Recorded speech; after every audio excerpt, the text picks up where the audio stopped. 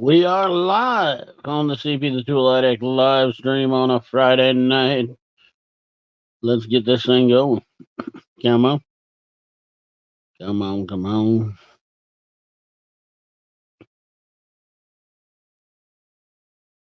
I say, come on, come on.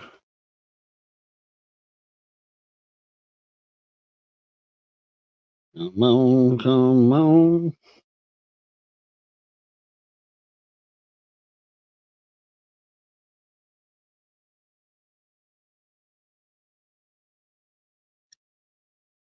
What's up, Super Mickey?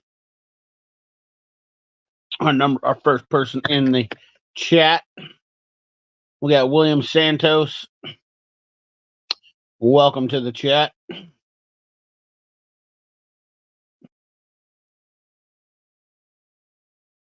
We got Jeremy, the cheapest, best tools. We got Van Soren. Hey, CP. Gene Kraz, what's up? 21 people in the chat. We got Tyler, Lorson, Master J, Marcel Kovalki. I'm too poor for cheap stuff. We got N Vagrant. You guys are really testing my NV Radian. Gran Turismo fan, what's up? Our members coming in the chat here. We got Peter Savinsky, 123 Dom Master, Down East Outdoors. How's it going? 26 people in here. Never again. Never again. Okay. Hey, that makes sense.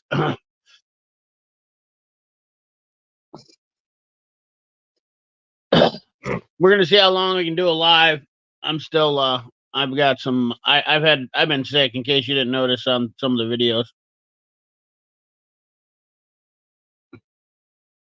But I have been I think I've had the Rona since Christmas Day. I got sick and I've been fighting this, phlegmy stuff, whatever you want to call it, for over a week. And if you noticed on the Harbor Freight video I did, it was pretty. My voice sounded terrible because it was terrible, but it is what it is. I still have to get work done, and I had to choose work over YouTube.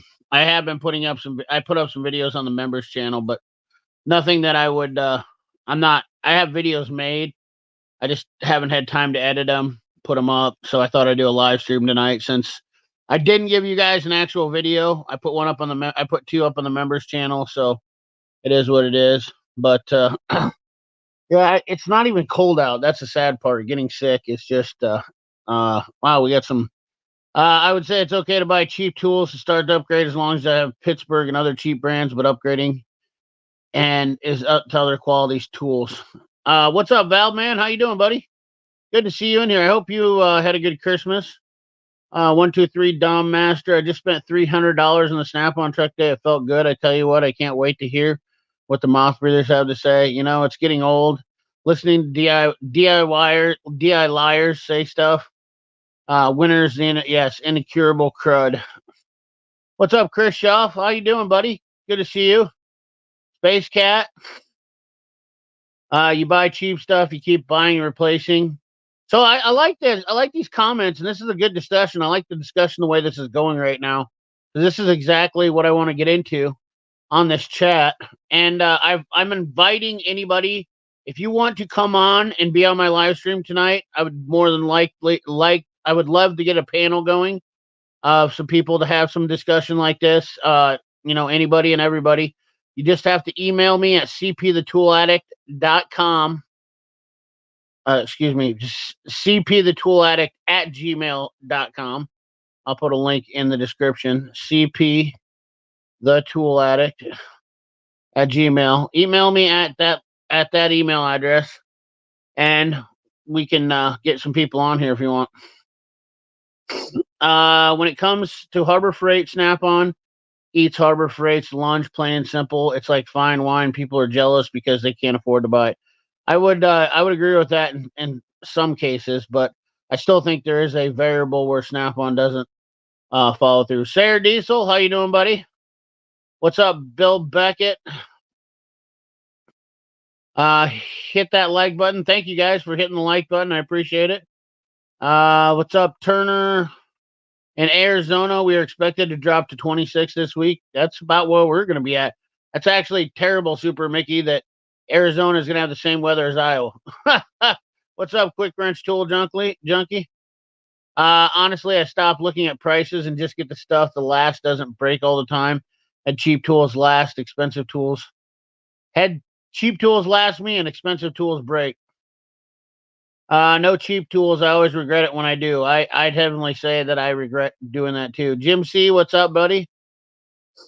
I've heard buy once, cry once is kind of an outdated term.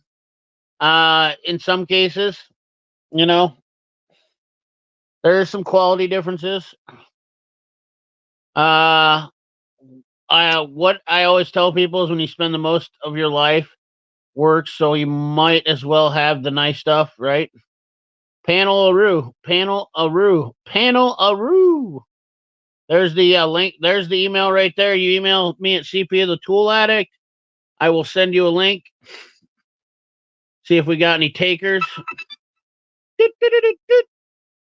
Once we hear that noise, we know we have some takers that want to be on. So don't be shy. If you want to join the stream, we're going to see if we can come on. And not only that, it would help. It would help me if you guys did come on, because I really don't know if I can be on that long, talking this long. Excuse me.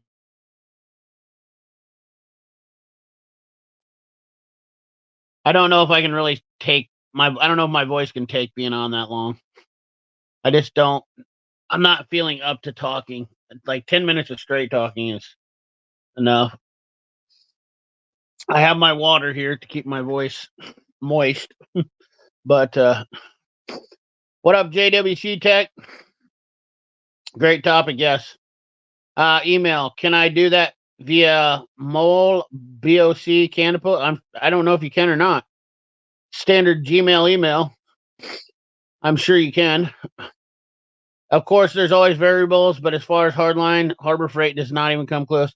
I would agree with that. Down East Outdoors, that is what I would call a very intelligent comment right there. That is a very intelligent comment right there. What's up, Corey? You old farmer from the west east? Only buy the best cheap tools. Right on. Cheap tools make a good loaner tool. Bill Beckett, that's definitely not a bad deal right there. I miss the Made in USA stuff. That stamp meant something, right? It is becoming less of a that this comment right here. I miss the USA. It is becoming less prevalent to the newer generation of people I see.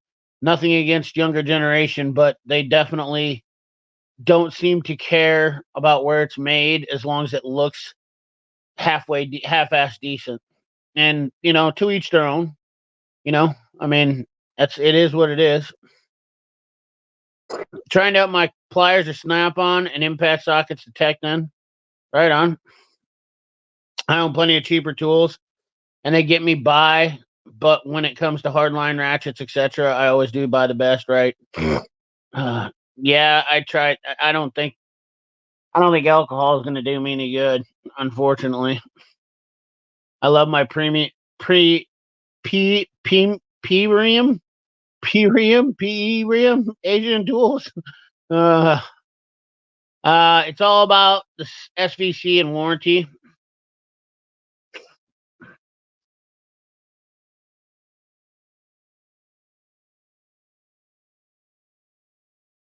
All right.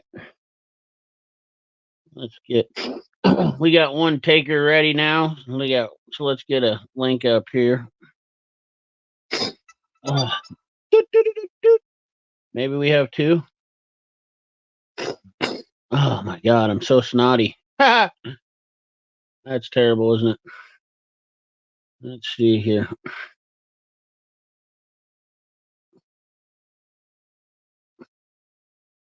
So snotty. So snotty. I'm snotty. We got 2 takers. We got 2 takers. We got two invited guests right now. CP gets some moonshine. Yeah, I'd love to. Actually, there's a lot of good redneck boys that swear by Harbor Freight, buy from Harbor Freight. Little do they know what they spend in there quite possibly could be used to fund the movement behind. You're not wrong, Chaka. You're not wrong. Taking away their Second Amendment right. You know, Chaka, that's always an interesting topic to me because people say don't add politics into tools, but yet isn't it an oxymoron if you're giving money to a corporation who's also donating money to take away your rights? And people blew their mind on that last Harbor Freight video about politics. But honestly, what other tool company out there is putting their dollars into donating it towards political fund campaigns? Harbor Freight's really the only one that's doing that, and it's pretty sad. I heard Nipex filed a lawsuit on Harbor Freight. Ooh, that'll be interesting. I doubt they'll get anything done by it, but it'll definitely be interesting. It's true, a lot of expert stuff. Let's see here. All right, we got our first guest coming on. It looks like we got Turner. Hola, ¿cómo está, señor? How we doing? Not bad. We got you? Not bad. We got our expert from the north here, Turner. But Turner has 2 channels. I realized. I just didn't realize until this week. Oh, here we got Gran Turismo fan. Good evening, CP. Good evening, channel member as well as a fellow younger tech, right? Yeah. Or, I'm a hobbyist. I do it as a hobby. So we got DIYers, we got professionals, which is good to always have perspective, which I like on the channel. So this is already shaping up to be a great discussion. Mm-hmm. I prefer term senile over professional. Well, okay. We got a semi-professional as myself, and so we got a senile professional, and we've got a DIYer hobbyist. So once again, we still got diversity, and that's what matters the most. Diversity is always better than non-diversity. Like-minded. In some sense, we're all like-minded. We love tools. Absolutely. Right? Okay. Agreed. The infamous question when it comes to tools, are you talking cheap as in like $sign or cheap as in quality? Well, because sometimes $sign cheap it isn't always too bad.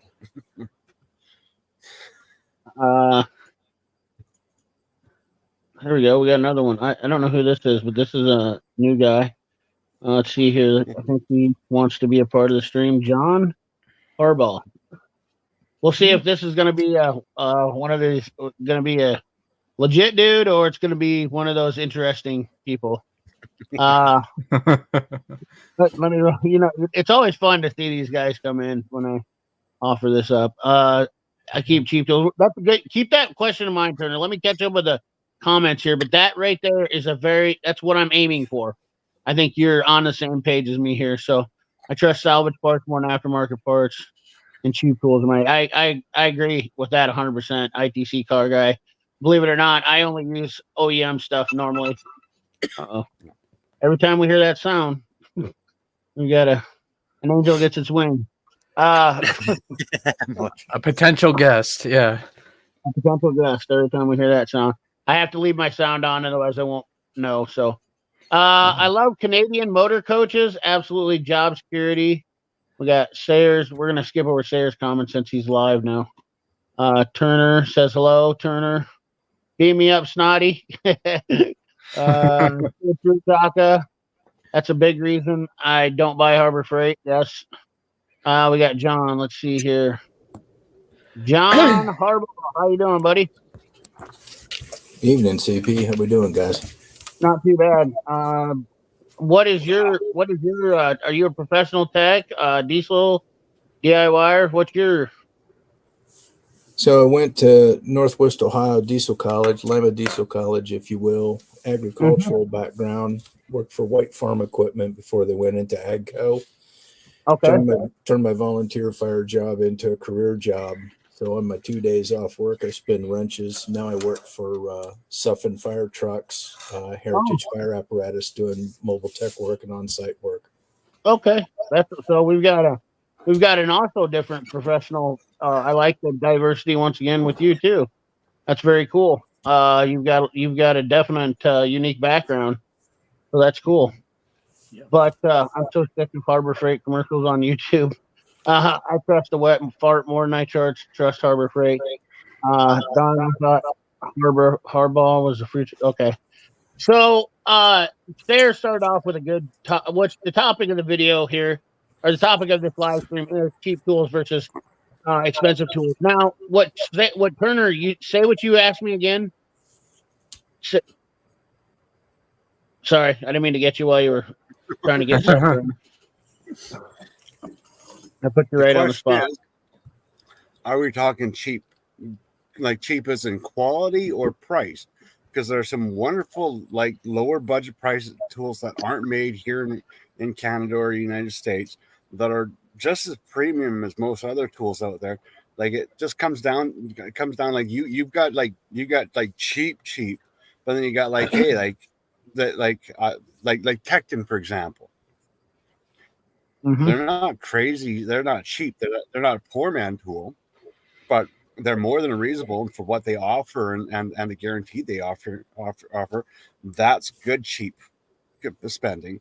But then you got like I went down to the dollar store and they had a pack of 5 sockets, some little ratchet. Like it's, are we talking price or quality cheap? Because they're two different things. I would agree. I agree. What do you think, John? What's your take on cheap versus? Look, when I went to tech school, the Mac guys were there, and it was good money invested. I mean, I got dad's and granddad's tools as well, but right. It's Snap-on and Mac, to be honest with you. I've got some of the old, like 1990s, 2000s, if you will, Craftsman. Where you got to take a wrench and cut it down, or you got to put that custom heat and bend to be able to get into where you need to. I mean, anybody that's been in the business, you got some custom stuff. Yeah, for sure. But the classic example for me is, look, guys, when you go out, if you got to cut something or machine something or bend something, I get it's really hard to spend $80 on a Snap-on or a Mac wrench, knowing you're getting ready to cut 80% of it away and bend the damn thing. But realistically, after 30, 35 years, it starts to fall out of spec. Nuts and heads just start to wear things away, and 15/16, an inch and a quarter, starts to go down, and they fall out of spec. Well, the realization, guys, is that same thing's going to happen with your lesser quality, and it's out of spec sooner. They split sooner, they crack sooner, they round out sooner.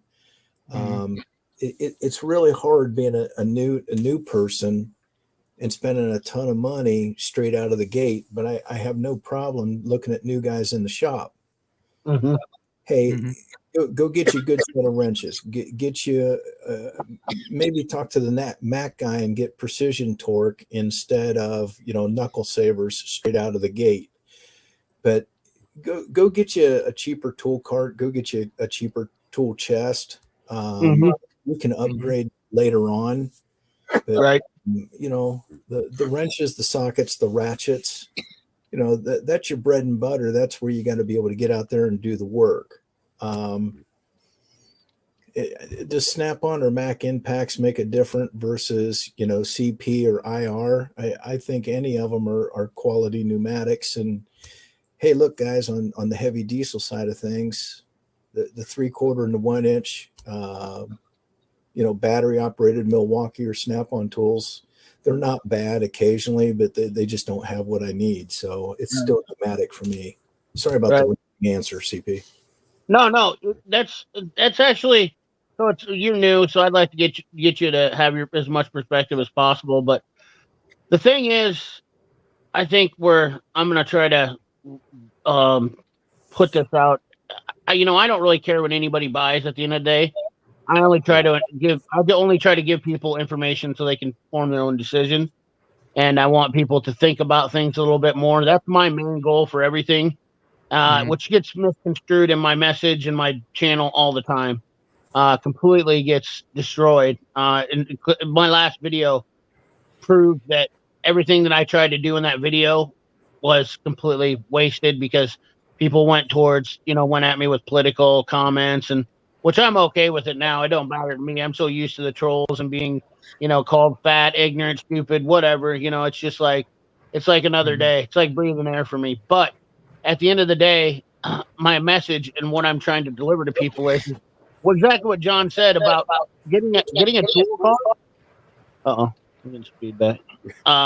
Getting a cheaper tool cart, starting off and saving your money where it counts is definitely a positive impact. And Harbor Freight is hard to beat in some cases, and I get that for people who don't have money.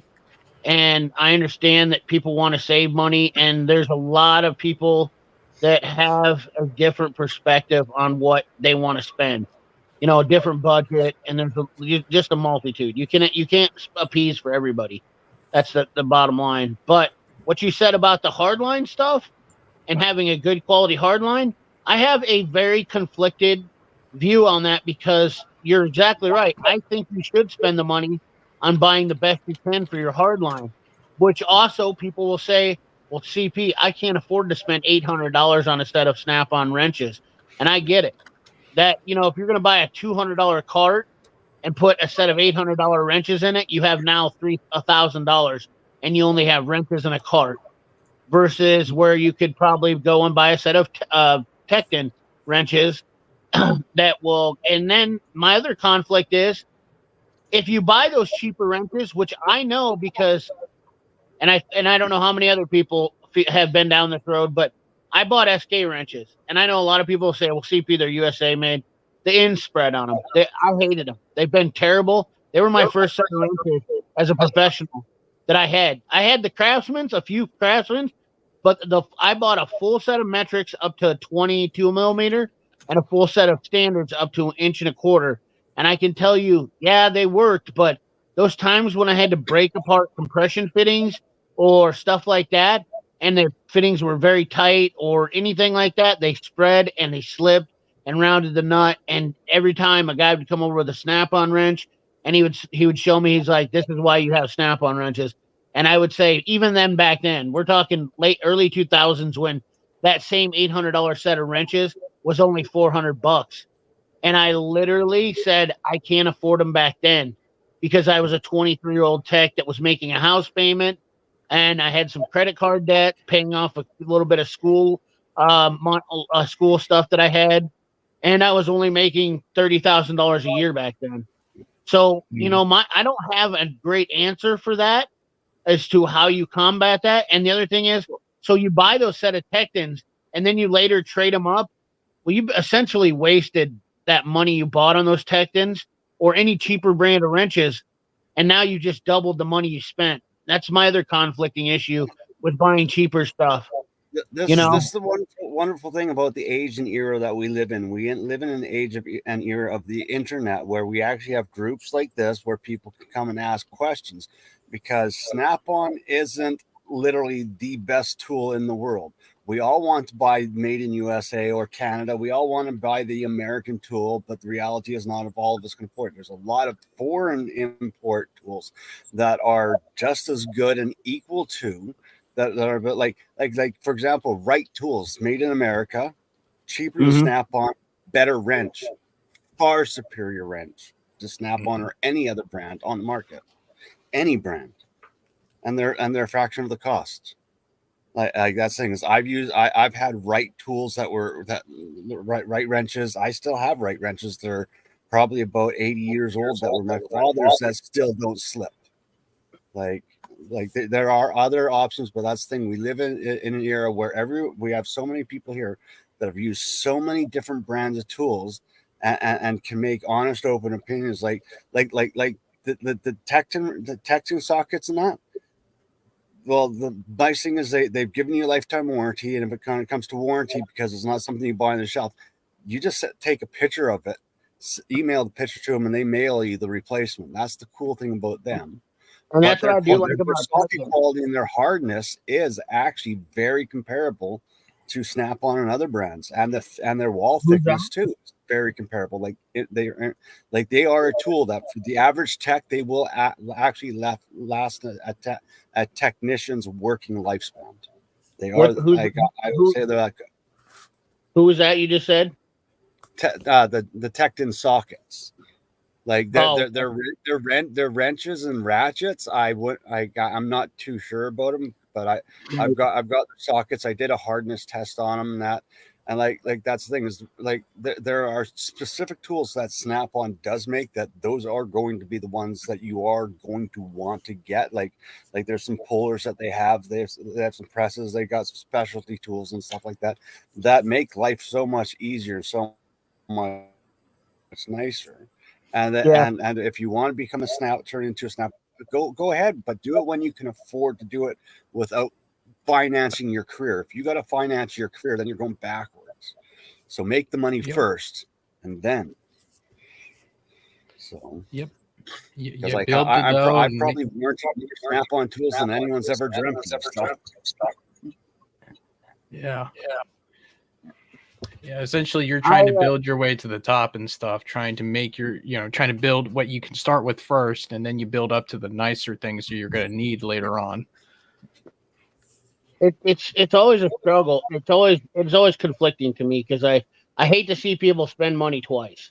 That's one thing, because that's what I did, and I still don't feel like that was the right. I mean, I bought $2,000 worth of SK tools, and I basically don't use them anymore. They're all my second. I brought them home as I was upgrading, which as a technician, I will say as a professional, that's one thing that's good, because if you're working on stuff, you're always going to do side projects. I mean, every one of us knows that we made a lot of money. I mean, I would make $500 to $1,000 on a weekend working on side jobs when I first started being a technician, and buying those extra tools was definitely a big bonus. But I also had some Benchmade stuff that I had as secondhand home tool stuff. So those things kind of paid for themselves. And I will say, as a technician too, my other thing is I could always justify buying tools because jobs would pay for them too, especially side jobs.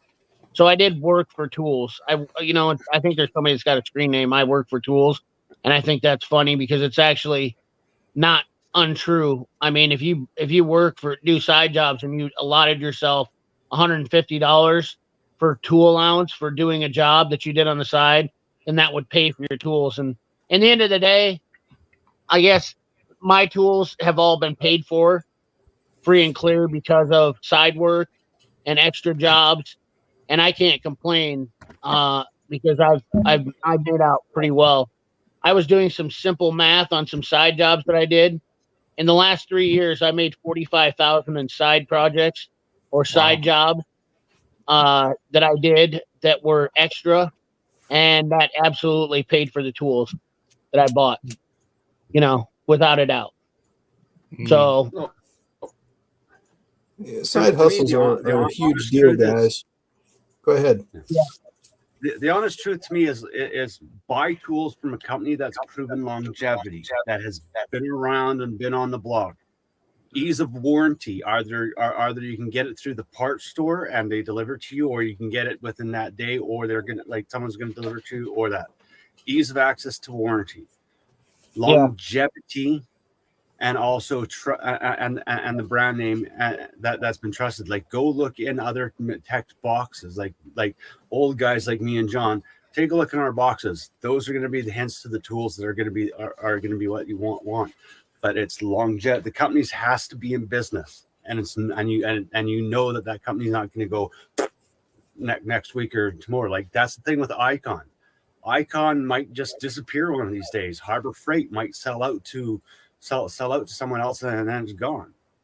Where there are companies that have solid, proven longevity, that have affordable tools, and will always be there and will carry their warranty out. That's the big thing. Mm-hmm. Yeah, I don't think you need to spend a ton of money on the trucks, guys. No. For me, when somebody stops by the shop, when Jeff or Sean stop by, the Mac or the Snap-on guy, it's money saved for me for being able to get something warrantied out, get it exchanged. It means I have less downtime. It's only 15-20 minutes for me off the floor on the truck. Here's what I'll say to you is it's really, really easy with Mac credit, Snap-on credit, and hey, all of a sudden you're looking at a Master Series or you're looking at an Epic, and we'll do the Toolbox tour and we'll work with this price. But what they've really failed to fully disclose up front is 8% interest.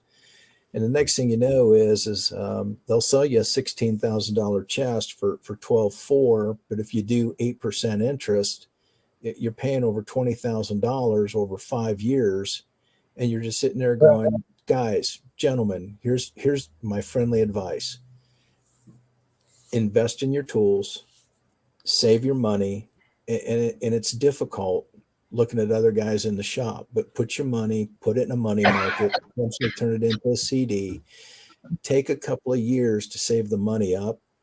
And what you're going to do is one day the truck's going to stop by, and what you're going to do is you get that working relationship, and you're going to say, hey, look, I'm looking for a Maximizer tool cart, or hey, I want a Snap-on, a KRA 2422. It's that 55-inch one, and I use one of those as a cart.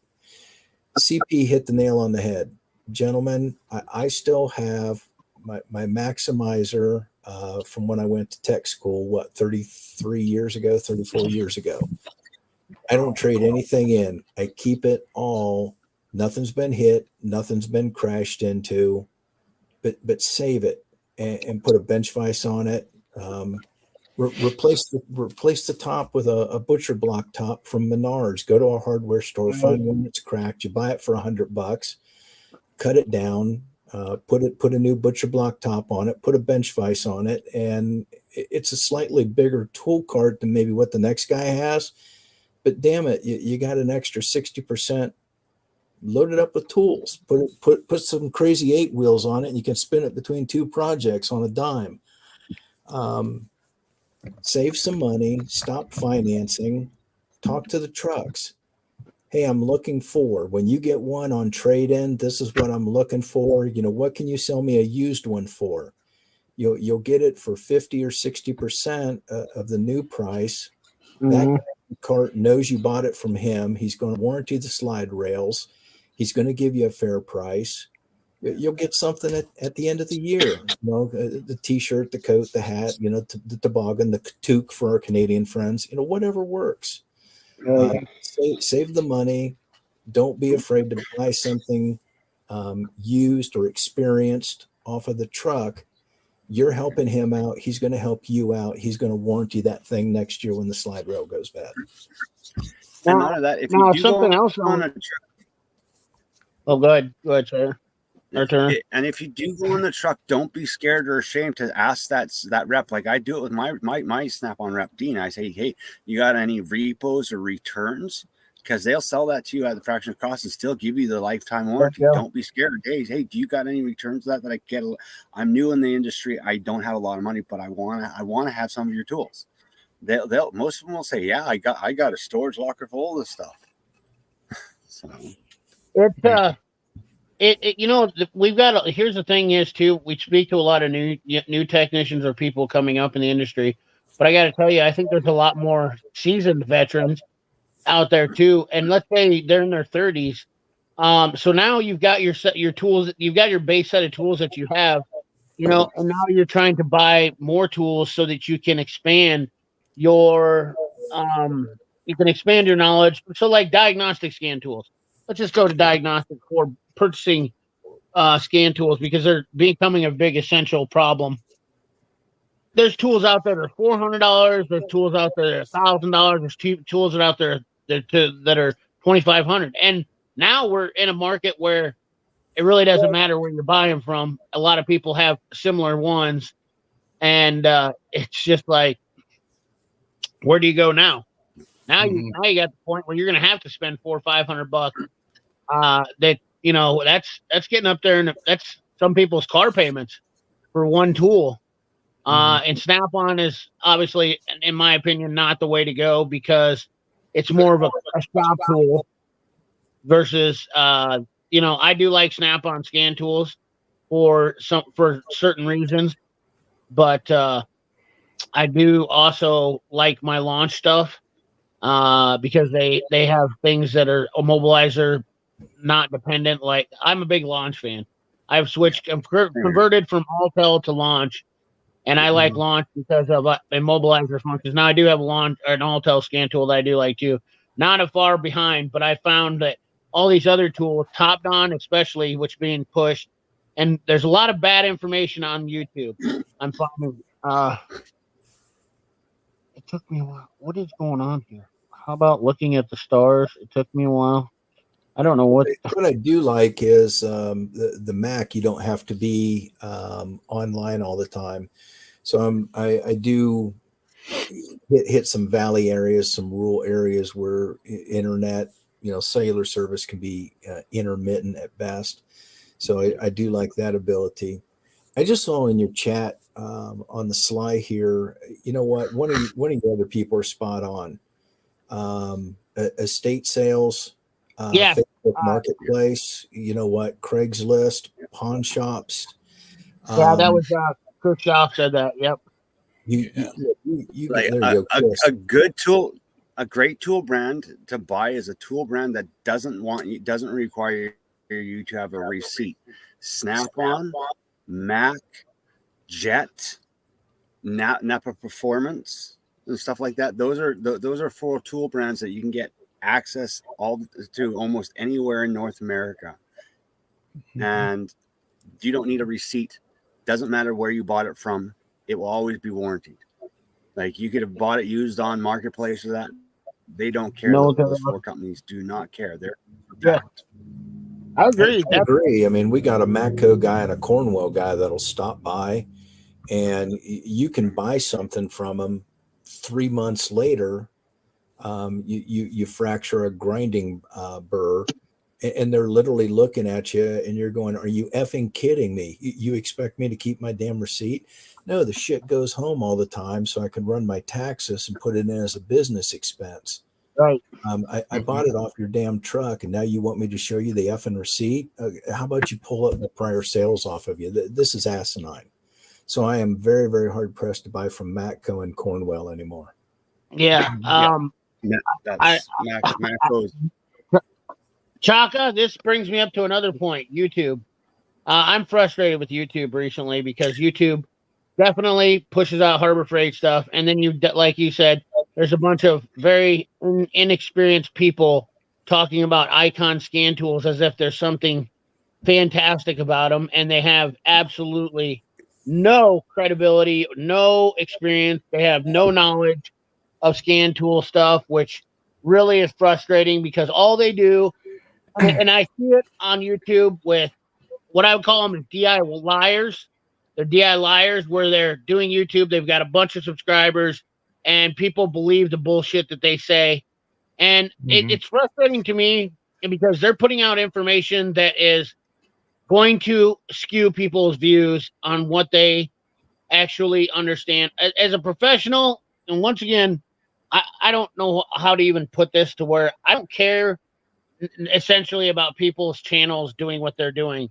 What I do care about is when I get a bunch of people coming to my channel saying that they watched this on somebody else's channel and that I'm wrong and they're right. And that person literally has zero daily experience with the tool.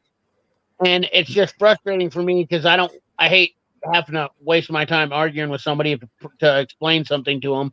And it's a waste of my time because I'm getting hundreds of people, not just 1 or 2, hundreds of people coming over to my channel saying the same repetitive stuff. And it's because they've put out false information. For instance, we're going to go over the Snap-on jack incident that happened. Harbor Freight was the one that said that Snap-on claimed they made that jack in the USA. Not Snap-on. Harbor Freight made the claim, and yet people are still talking about that years later. Okay, the whole incident about the lawsuit is stupid. It's dumb. it was no different than what if Nipex is doing it right now. Nipex will go through the same thing in a global market right now.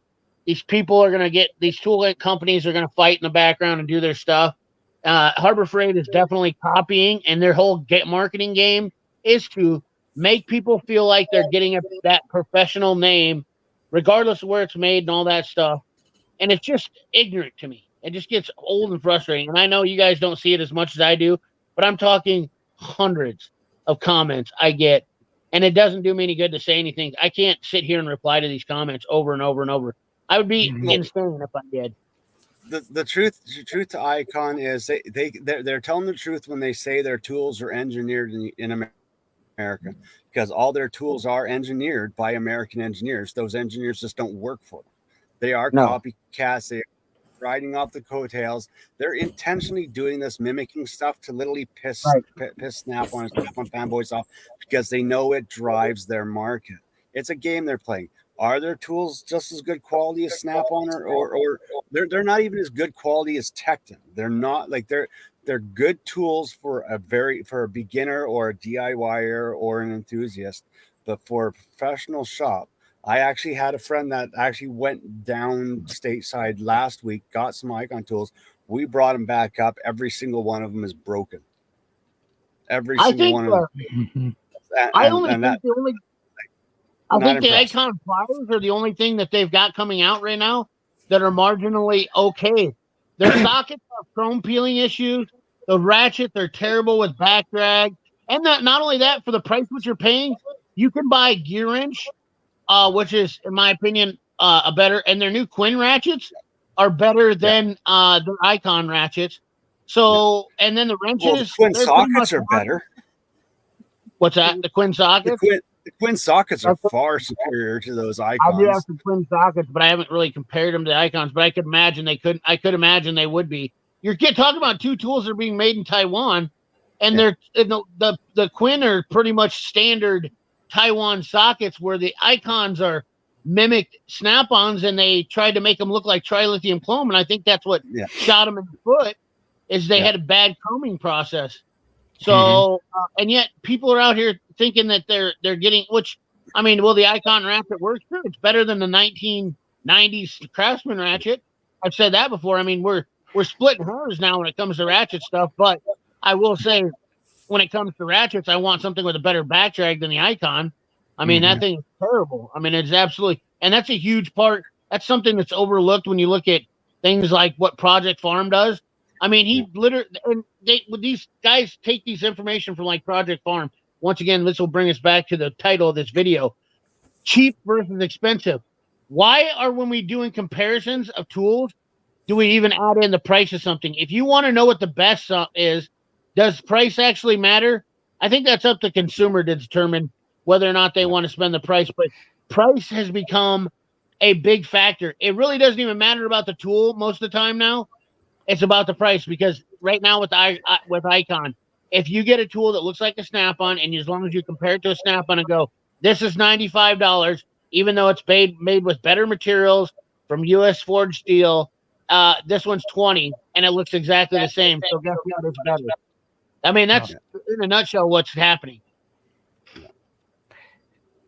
I think it's all I think it's all subjective when it comes to selecting what tool would be best fit for you and what you use it for. Right. Well, and that's just it too. That's another good point.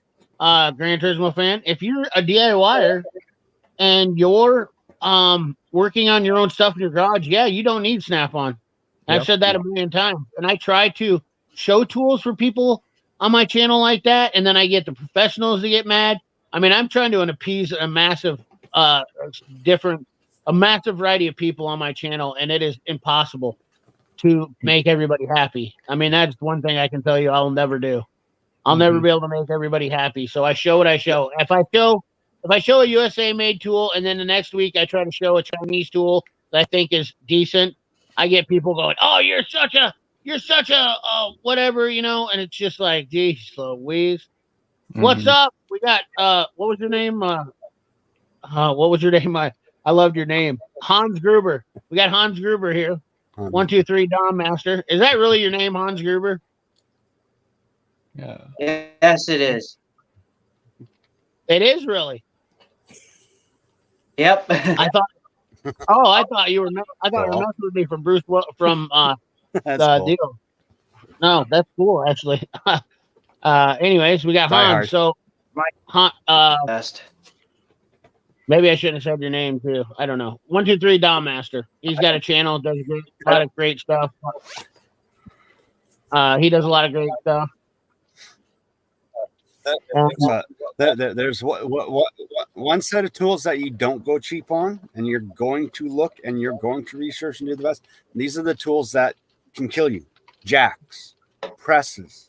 Like there are certain tools that do things that actually are designed to also keep you safe while you're working on like that. Like that's the thing. Your jacks and your jack stands. If you use jack stands, your hoists, your lifts, and there are certain pullers and stuff like that. Like I've seen a cheap ball joint press literally snap off, and and part of it literally went flying through the guy's neck. Like Oh, we lost 123 Dom Master. Oh, there you go. I mean, how many of us are missing half a fingers, guys? I mean, seriously, there's a reason why when you start off in the shop, you're starting off doing head work. And the reason is the boss can keep an eye on you. You have exact specs to follow. And there's a reason why you spend the first 6 to 9 months just working on heads, because they want attention to detail and they want to make sure that you're not going to be sitting over there, with a 2,600 to 4,000 pound block, depending on, what Cat, Mac, or Cummins you're working on. God forbid that some bitch slips or goes at you. Yep. And I chain agree. hoist, big money on chain hoist. Buy good chain hoist. Right? Jacks, lifts, pneumatics. There's a reason why when something goes wrong in the shop and you hear funny sound or that ping slam, and then all of a sudden you're going, hey, how did we end up with the new 1.5-inch hole in the side of the cinder block, right? Who the hell did what over here? Why did you put heat on the ball joint, dumbass? Okay. Look, it happens. So I do think, guys, on the Harbor Freight side of things, look, you want a pair of picks. You want something you can go get, short, sweet, and simple, that kind of stuff. But for me, it's really it's downtime. Go find some used stuff here. Buy some stuff off the truck. They're trying to earn a living just as much as you are. And if you work with your Snap-on Mac guys, you're spot on. Hey, the other place that I think that you really truly can't shortcut and you got to spend the money and get ready to invest it is the damn drill bits. Yes. I got one set of Snap-on. I'll never buy Snap-on drill bits again. For me, Mac. And the reason is I can go from a 1/16 of an inch all the way up. The Cobalts last so much longer. Stubbies, left-handed, but Mac will warranty everything. Snap-on's 1/4 inch and larger. Matco is, help me out, 27/64 and larger. Cornwell won't do a damn thing. If you're going through a ton of bits for some reason, you know what? Go find Kimball Midwest. Go find a supplier. Go find a jobber. Go buy your drill bits in bulk. Viking. Good cutting oil, right? And save them and make them last a little longer. But the Cobalt bits, I know the damn things are $400. They are not cheap. So those Mac the best drill bits I've ever used are USA made Viking Norseman, Minnesota, lifetime warranty. Minnesota Viking drill bit. It's straight up in Minnesota. And that's the thing, is they have every size, every style, and they make most of the drill bits for 80% of the people out there. And they used to make the old Mac drill bits. They used to make all the old Mac drill bits. But that's the thing, lifetime warranty, made in America, premium tools. They don't break the bank. they're worth every penny. Like that's like I've used them. I've got one set. Like do you remember? Were you on the stream, CP, where I took a brand new Snap-on drill bit, 1/2-inch drill bit, and I took the Viking and I took it to the brand new brake rotor, and the Viking chewed through it in like 2 seconds flat. Will the Snap-on smoked out? like that's the thing is drill bits. Like you can get the same one that's on.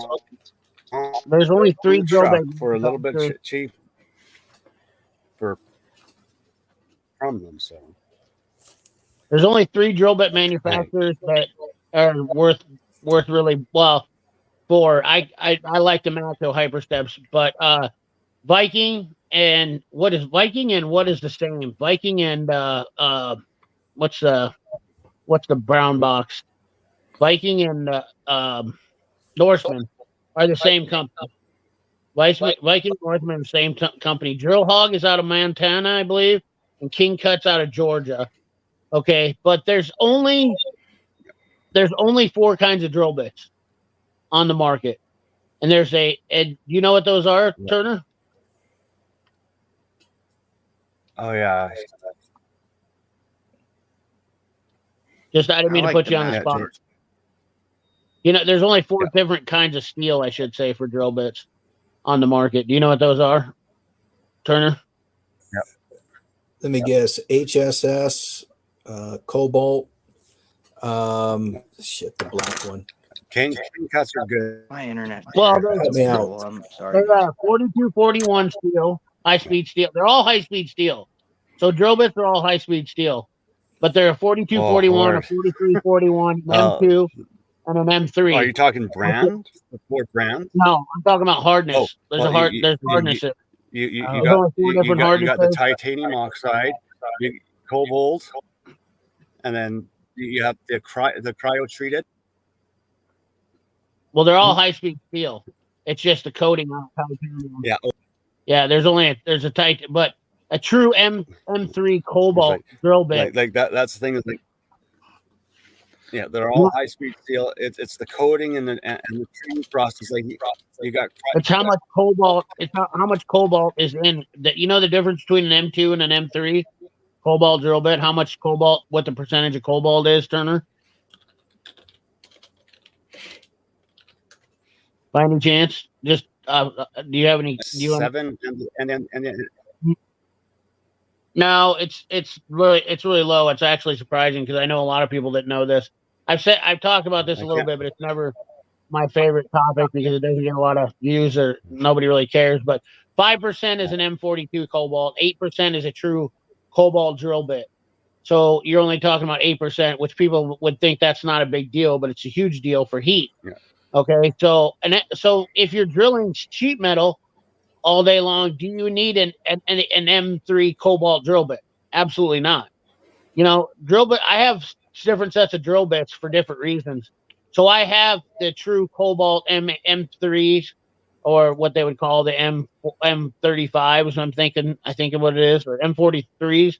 I don't remember how that number goes. It always changes. But the M3s, we'll call them cobalt, which are the 8% cobalt drill bits, and I only use those for drilling into hardened studs, broken exhaust manifolds, and that's specifically what I use them for. I only have the high-speed steel Hyperstep drill bits from Matco, which I got a good deal on them, so I'm not really complaining. At $299, I really didn't get hurt.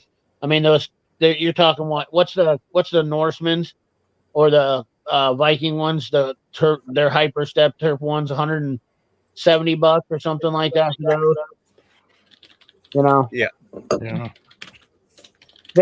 There's not a lot there, but there's not that many people that are putting out 8% cobalt drill bits. I myself, I don't use them. What's that? That's the thing is I don't use cobalt. I've been using Norseman premium cryo treated their mollium blends for a lifetime. Would be a 5%. Yeah. That's a good drill bit. And I go through stainless steel. I work with a lot of stainless steel. Never had a. So So that's the funny thing is problem with that. those Like 5% cobalt, I cobalt think drill bits like you're talking about, it's Turner. overrated sometimes. Yeah, those 5% bits like you're talking about, Turner, are considered one of the better all around But don't bits. use cobalt and aluminum. You're gonna make one heck of a mess. It's it's all about heat resistance and brittleness when it comes down to drill bits. So I mean, M34 alloy, it's M35 alloy. Correct. You're 100% right, Van Soren. I believe that's exactly what it is. M35. Yes, and Max Cobalt builder are M35. Matco's Hyper Steps are M35. Viking are is it Norseman? I think might be the only one that has the M35s. King Cut and Drill Hog don't. No, Drill Hog's the one that has the M35s. Excuse me. Drill Hog is the only other ones that has M35. So you only got 3 people that are selling. Well, you can get them from Bosch and other brands and whatnot like that. So, not.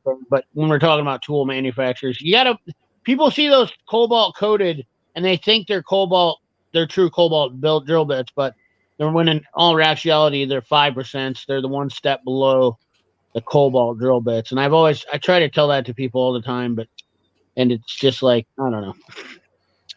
A cobalt stays a lot cooler. It's for hardened material.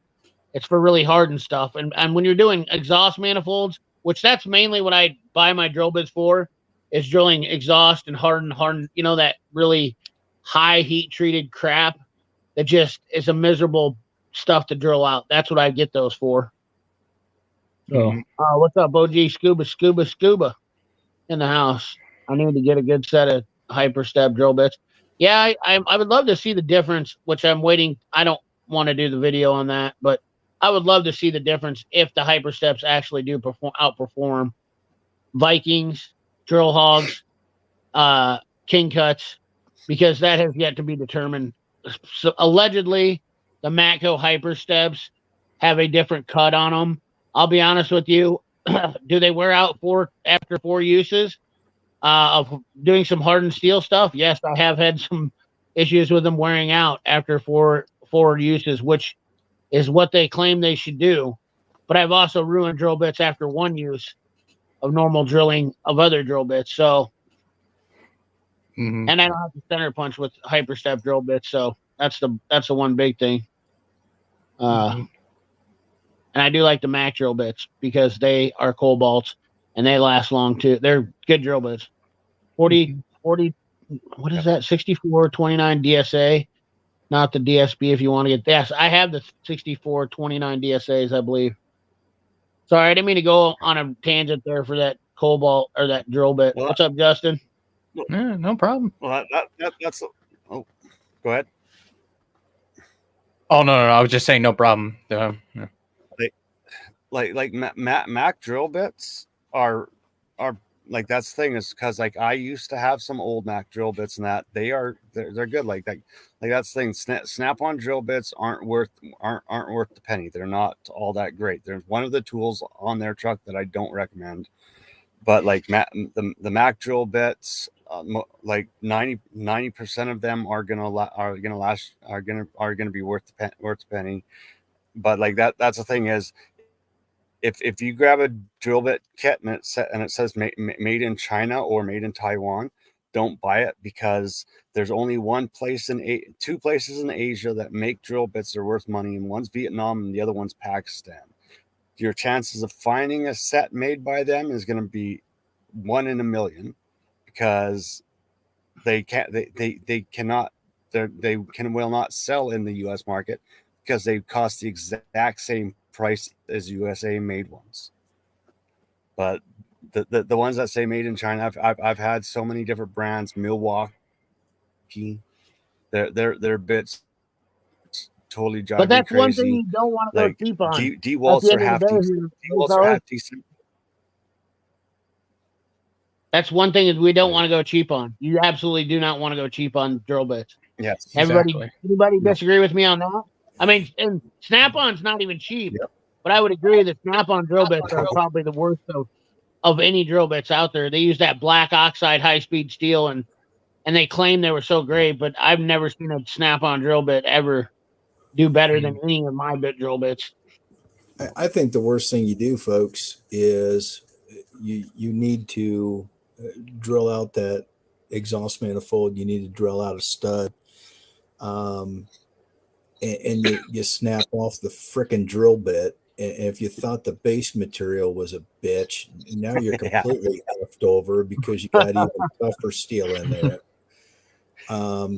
Hey, look, if you want to stay with that conversation for a minute, and I'll be happy to go down this rabbit hole on the whole Harris rebrand on extractors.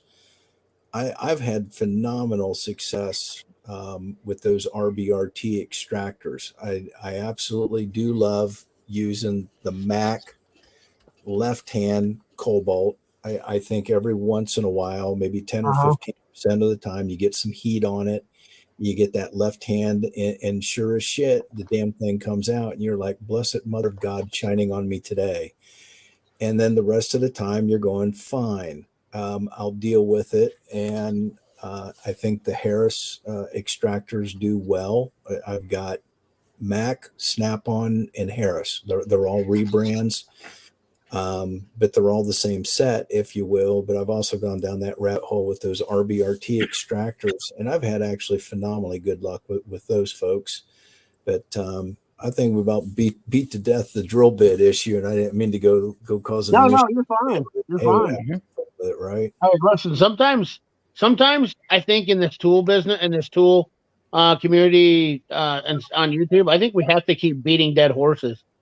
To be honest with you, because it seems to be the only way to get it through people's heads is by continuingly just pounding this information out. And I've been told by another person who's been around this whole tool thing for a while. He said, dude, he goes, if you don't like beating dead horses, you're in the wrong place, because that's the only way you're going to ever get anything accomplished, because mechanics are hard-headed and people who buy tools are hard-headed. And the only way to get them to get through is by, and I said, you know what? I guess considering the fact that I am kind of hard-headed myself, I can see that. It's very hard. There's a lot of type A personalities that are mechanics. They're very strong because you know why? Being a mechanic is not for the faint of heart. Working on stuff is not for the faint of heart. It will challenge you mentally, physically, and emotionally. Mhm. It is one of those things that you can be the toughest guy in the world, which I've seen, like strong men, tough guys. And the reason why they don't like working on cars is because it will beat your ego down. Yep. It will beat your ego down. And that's the thing. Yeah, that's what my old man said, because in the 90s, that's what he felt a lot when he was a tech. Sometimes it's as much about finesse as much it is as, somebody being able to sit there and brute strength. You got to look at them and go, you know what, let's just think about this for 15 or 20 seconds. There might be just a slightly easier way to do this. And sometimes it's the guys in the shop that have been around the block for a bit. And seeing I'm Turner, I'm guessing you're the same way. How many times do we get jammed up with something and you either say F it, it's time to go get a cup of coffee, it's time to go eat a sandwich and come back in 5 minutes, or you go over and get your buddy beside you and you're going, hey, what's your thought on this one? And the next thing you know is a minute later the situation's resolved because CP, we're type A, I know exactly what the hell to do. I'm focused on it. It's my way, the highway. And then your partner comes over going, what the hell you thinking here, pal? And there you go, guys. Yep. But that's the thing is I'm exceptionally seasoned as a mechanic, and that's the thing is I get stuck. Sometimes I screw up, but that's the thing is at least I'll stop, go get my coffee. I'll go and ask someone else, hey, look, you got a younger, fresher mind. Come over here, take a look at this. What do you think? Let's rack our brains. Or I'll just sit there and I'll stare at the damn thing until my brain breaks and I figure it out. But that's the thing is you're in a shop, you're a team. Act like a team, work like a team. If you see someone struggling, like doing a gas tank job by themselves, Go over there and give them a quick hand. Get that gas tank down without dropping it, spilling it, and like they keep an eye on each other. That's the best tool in the shop is teamwork. You know, shops that I go to where people work together are 10 times more successful than shops that I go to where people don't get along. I mean, it's just a fact. I will say that I see a discrepancy between service advisors, managers, and technicians. And when those people are not on the same page, and trust me, I don't like service managers or service writers or managers. None. You know, like they're the last people on my list. I've never been a fan. But if you can get along with them and work with them, you know, but the more or less the guys in the shop is really what matters. And that's what I mean by teamwork.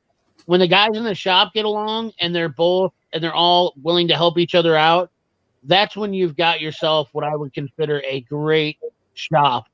And people that are out looking to get car repairs done, I think that's what you need to do. If you want to know about a great shop, you can go to Google reviews all you want. Go to the shop and ask them if you can watch the techs work for maybe a few minutes and see or observe or just kind of get the feel for it. I don't know how you can do it, but honestly, if you can see a shop, I can name like probably a half a dozen shops. And it's not like Des Moines is a huge town, but a half a dozen shops where I say these are elite good shops where the people I walk into are they're not maybe some of the smartest guys in the world, but they work very well together. And that's what makes them an elite shop. You know what I mean? Like they're not the best at everything they do, but because those guys work together, like one guy's better at electrical than the other guy is better at tearing parts out. Another guy's better at finding, just certain things. And they're all together separate. They're not that great. But together, they're absolutely phenomenal. Like just a great team. When I started, guys, the shop I was at, we did white farm equipment. So we obviously owned or bought out the old Oliver and Minneapolis Moline lines. And, I started off flat rate. And, they would pay me 14 and a half hours for a clutch job, or they would pay me, 4 hours to do a hydraulic, pump, R&R. And if what CP's getting at is a shop that works together. It's a real bitch when you need somebody to come over and help you to get the flywheel up in, or you got to be able to get the pressure plate up in, and that second set of hands to slide the dowel rod in, and somebody's looking at you going, hey, that's off my project. You're going to give me a half an hour. Or, hey, that's going to pull me off my project. You're going to give me 15 minutes. Is that really the shop format that you want to be in at? What's the hourly rate? You're new. You don't have a ton of tools. You don't have a ton of experience. Don't expect to be making, $35, $40 an hour. You're going to be at an entry level pay rate, but it's hourly. Show them that you have the desire to work. More specifically, invest in yourself. Continue your education. And when you're still going to school, when you're getting your EPA 806 certifications, or you're going back to ASE, or whatever it is that you're doing, when you invest in yourself, you're better educated, you're more valuable to the shop, and you're going to get compensated with that increased hourly rate. And that's what you're looking for. And of course, if they want to keep you after hours, they want to keep you on a Saturday, and you want to get some Oscar Tango, you know what? Grab that and roll with it as well. Mm-hmm. And none of that. Don't be one of those techs in the shop when a new young guy comes in. Don't give him crap for not having all the right tools. Don't be afraid. Don't be afraid to say, okay, there's the tool. Use it. It's on my box. Use it. Don't be one of those guys. Well, why are you in the trade if you don't have the tools, if you can't afford the tools? We were all there once upon a time. Like I remember when I started, I would have got nowhere if it wasn't for my father turning around. Well, there's the old box over there in the corner. Take that down to the shop and use that at the shop till you make money. And like, still to this day, I give like after a tech has been around for more than a year, or he's gone 2 years in his apprenticeship, I've got my old tools that I've upgraded. I give them to him. I just turn around and give them to him. But that's the thing, is like at the shop where I'm at, I've got the guys into the habit of we've got 5 of these wrenches. This guy doesn't have one. Well, he let him use it until he buys his own. When he buys his own, he can put it back in our box. But don't watch people struggle and give them a hard time for not having their own equipment off the bat. Like you're killing yourself on something. Hey, look, I appreciate that you got an 18-inch, handle on a 1/2-inch ratchet. Here's the 30-inch, and it's going to make it so much easier with leverage. Yeah. All I ask is just wipe my tool down, clean it up, put it back. My box is always unlocked when I'm in the shop. It's an honor system. Okay. Right. I ain't here to screw you over. Don't screw me over. Don't steal my shit. Okay. And if you break it, look, shit happens. The tool either works or it breaks. If you break it, just tell me. I'll get it warrantied out. I think you're going to hear the same thing from anybody that's been in the business. They helped us to succeed. We're trying to set you up to succeed, and we're trying to train and educate the next generation in this business, because we're getting ready to retire shortly, and that means you're taking it over, guys. Mm-hmm. Well, but like the truth of why techs don't want to get into the trade right now is because of other techs. Like that's the thing. They see how miserable my buddy works at the shop. He's miserable every day when he comes home and that. And it's the environment that he's in. He's telling his friends about, well, I'm working with these guys. They're always bugging me. They're always poking at me and stuff like that. And like okay, it's fun to have a good joke every now and then, but if it's every single day, literally the only real tool that is the most important tool is are the people in your environment and yourself, your attitude. Like it's like we got to make the trade look exciting. Like okay, good environment, good people, good crowd. You're hanging out with good people and stuff like that, and like just back each other up. Mm-hmm. So we do off body work. We work on fire trucks, and when the owner of the company, and he comes into the shop for sake of argument twice a month or so, just to see what's going on. But he's a hands-on kind of guy, and sometimes he sort of gets a little pushy and a little micromanaging, and every once in a while he just irritates the living shit out of you. Let's just cut the mustard. And we're having a difficult time lifting this body off, and we actually have to move the lifts because we got to block it off of the frame and change to be able to get around the supports on it. It's hard to explain, but you lift it up about 6 inches, you got to move it. It's a pain in the ass when the boss, the guy who owns the damn company, it's his name on the fire truck, it's being built, is telling you what to do. What he thinks should be done, and you look at him and you go, can you do me a small favor? What's going on? Can you please, for the love of God, just go back to your office, and if you hear a really, really loud crash or a blood-curdling scream, give it about 30 seconds and come out, because your statement to the Bureau of Workers' Compensation would be, I was in my office doing my paperwork. I did not see what happened. And he sort of actually chuckled and realized that he was really prying into telling us how the hell to do our job, and that's what he's paying us to do. He disappeared, and about an hour and a half later, we had this body with the water tank inside of it, which is not how you're supposed to do it. Tank comes out, body comes off. But we did it both in one shot to try to save some time on this particular event. But he was sort of laughing with it at the end of the day. And I was sort of sweating bullets that I wasn't going to have a job at the end of the day, because I had just told the guy who owns the company, leave me the fuck alone and go away.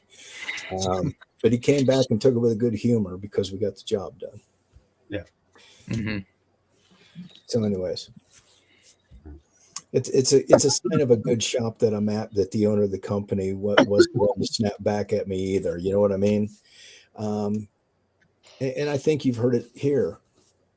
if you're investing in yourself, if you're educated and you're a good worker, if you have that initiative and that desire and that drive, and you're in a toxic environment, start taking some time, start doing some research, start looking it around, and go find a better shop. There's no reason for you to get your ass rode and get beat up by people that don't respect you as a employee, that don't respect you as somebody that works inside of the shop.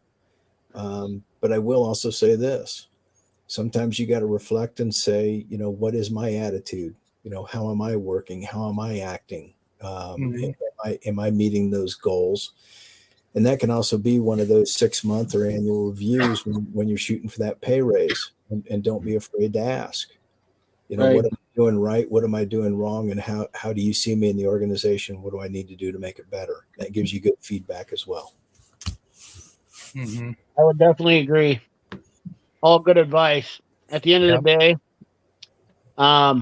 you just, there's a lot of misconceptions. I don't like what I hate about YouTube and social media now is that there's so many people giving opinions, and people will take bad advice based off of somebody's personality. I'm not the most posh, loving person to give you advice because, I've fully admitted this. I don't know how many times my delivery is more direct and military. Like, here it is, take it or leave it. I'm not really here to be. I'm not here to give you the soft, supple truth. And that's just that's the problem with social media. There's a lot of people that want to hear. They didn't want to hear me say that Harbor Freight pliers weren't the same as a Snap-on in the video I did, and they instantly lost their minds. Triggered them like no other. And it really didn't bother me because I was okay with it. But I don't understand why some of these DIYers that don't use these tools every day think that they understand why. Let's not even use mechanics tools. Why I don't go to a plumber and tell him, look, dude, you don't know those PEX tools you have are garbage. You know why? Because I don't use PEX tools. I stay in my lane at things because I don't want to be.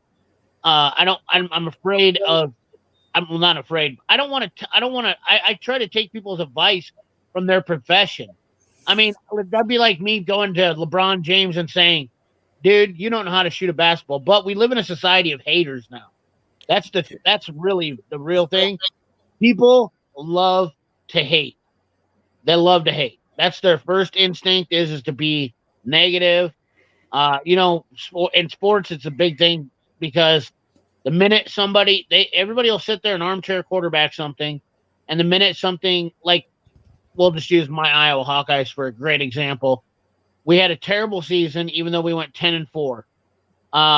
And everybody, just got shut out in our our Big Ten championship and our bowl game. Mm-hmm. And what I'm saying is we got skunked, 0 points. So how does a team that goes 10-4 end up getting shut out in those teams? Well, we sucked. That's the long and short of it. No matter if our score showed we were 10-4, at the end of the day, we were barely doing what we needed to do to get by.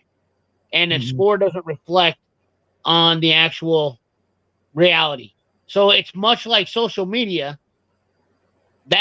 Our season represents a lot like what social media does. People think because you have 100,000 subscribers that everything that you say is gospel now, because it's the Dunning-Kruger effect. By association of, and I'll never be a big YouTuber because I can't get over this fact that I can't just say things that make people happy with what I say. I'm not going to give them I'm not going to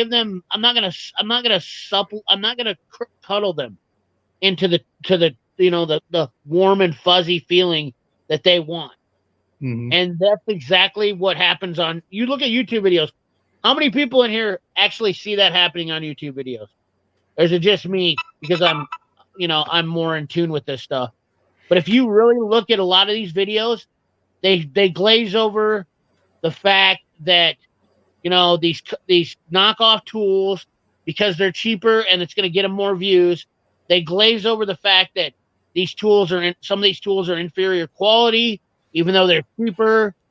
And that's the point is, or they try to do giveaways to buy subscribers, whatever it takes for them to be, to get views.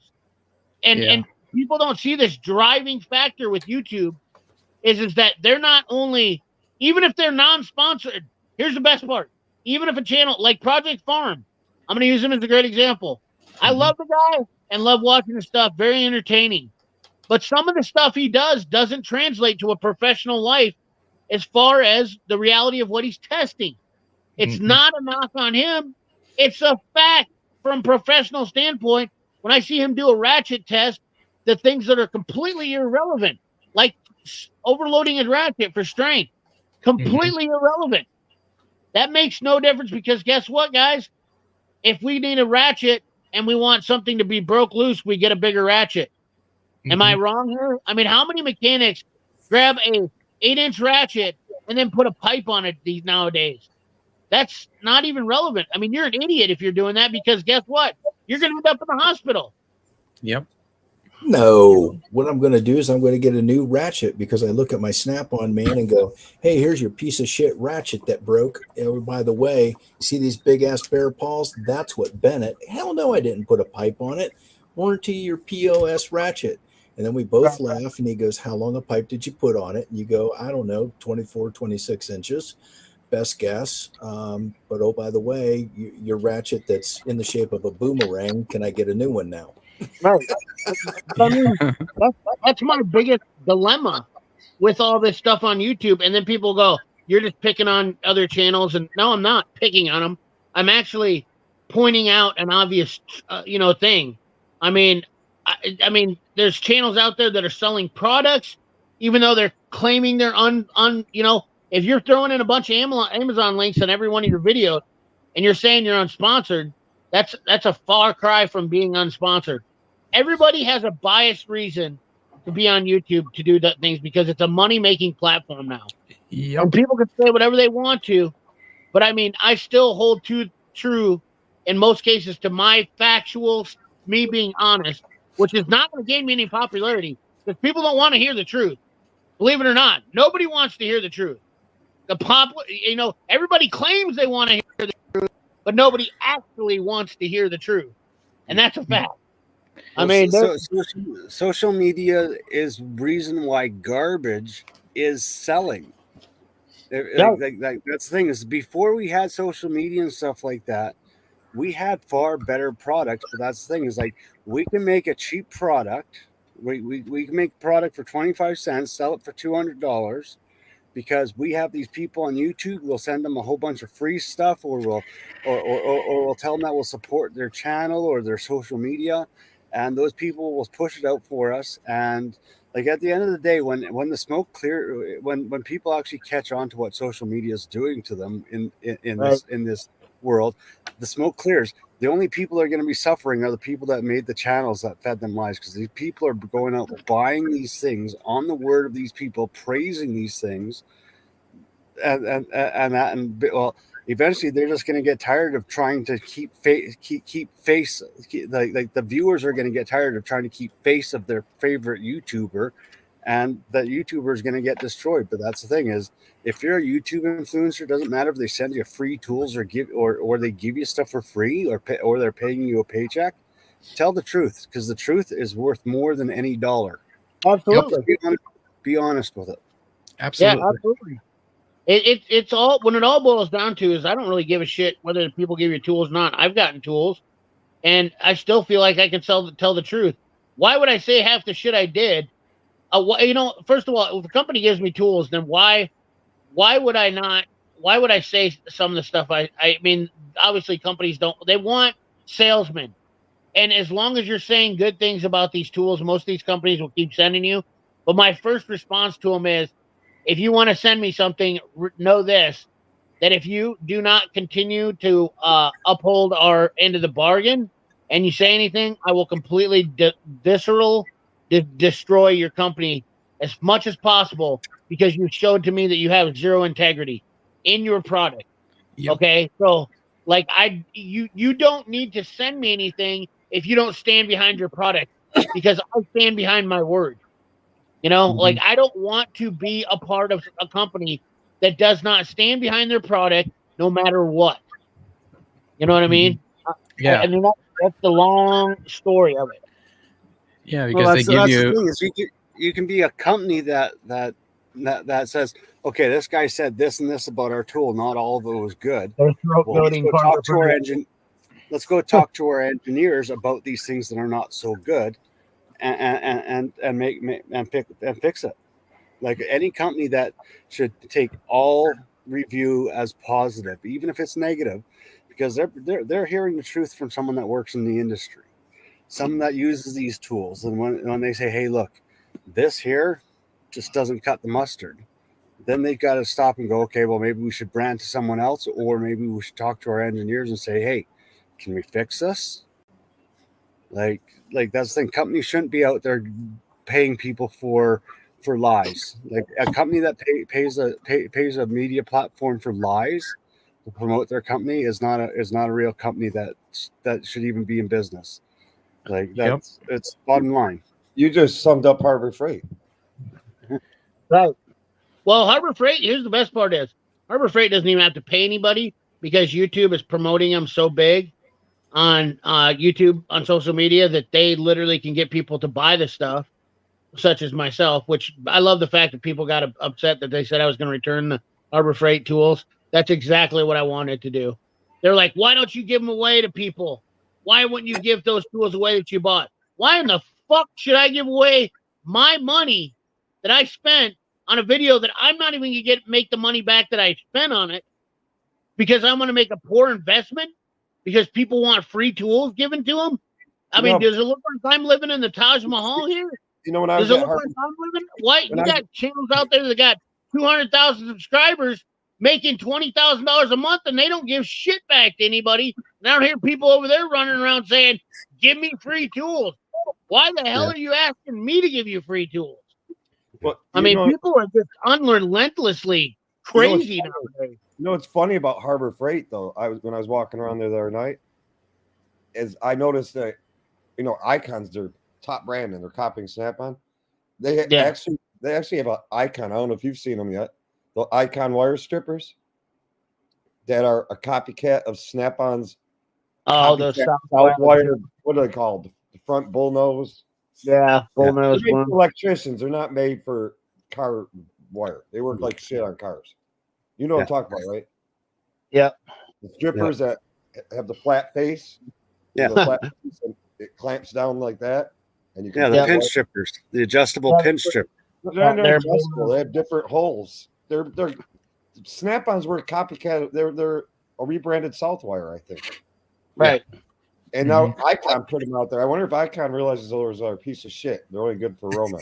Why would first of all, here's the thing is, those pliers that I did the video on, why would Icon even copy those? They're worthless. In my opinion, I bought the Snap-on ones, and I'll be honest with you, I could have I almost never ever use this is like the dumbest thing. I don't understand why Icon copied those, because they must be a high seller for Snap-on, but they got to be one of the most unused pliers. The first few months they were on the tool trucks, and then once all the techs bought them, they sit in the toolbox forever, not getting used. I mean I started thinking about it the other night when you were talking about it on your video. I'm like, when is the last time I used mine? It's probably I bet I ain't touched them in a year. But you know what? The funny thing is, in that whole video, at the end of the video, half the people didn't even listen to it because they got triggered, which I love. That's one of the things is people get so triggered and they don't even listen to it. At the end of the video, I said, why would you buy any of these pliers? I mean, they're pretty much useless. They're not even a must-have tool. Like these are not tools that you need in your box. And once again, when you're talking about spending money, and these same people come to my channel and complain about spending money, but they're all saying, I bought those pliers for $20. You just threw away $20, and you're complaining about spending money. Maybe you need to go talk to Dave Ramsey more, because you obviously don't get on the basic tools, CP, Dave, look, if you're wiring, a trailer, if you're doing flat floor wiring, if you're doing something basic, I get it, I understand it. But if you're working in the shop and you're working on TCMs, ECMs, you understand Deutsch connectors, you understand that literally you break two of those wires and understand that we're talking three different styles of insulation. You've got different wires, different threads, different strengths. So the engineers literally will say, yeah, it's a 12 gauge wire, but you have to use this insulator, you have to use this conductor or copper wire or whatever.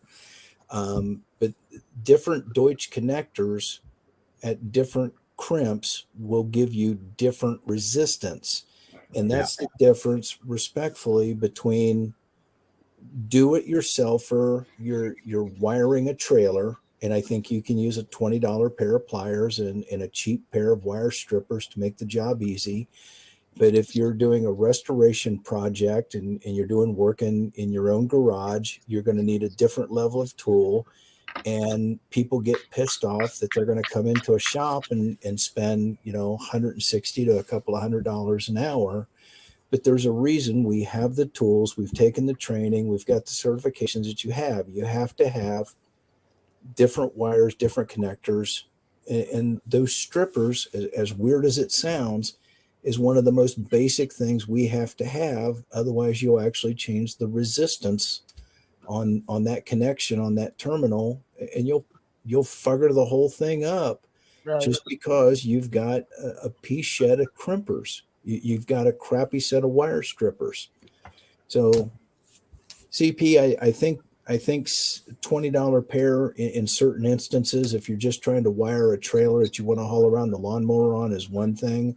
But if you're working on something that's tying into the ECM or something else going on, you probably need to think about something else. Yeah. See, those are the ones I'm talking about. You know which ones I'm talking about now, right?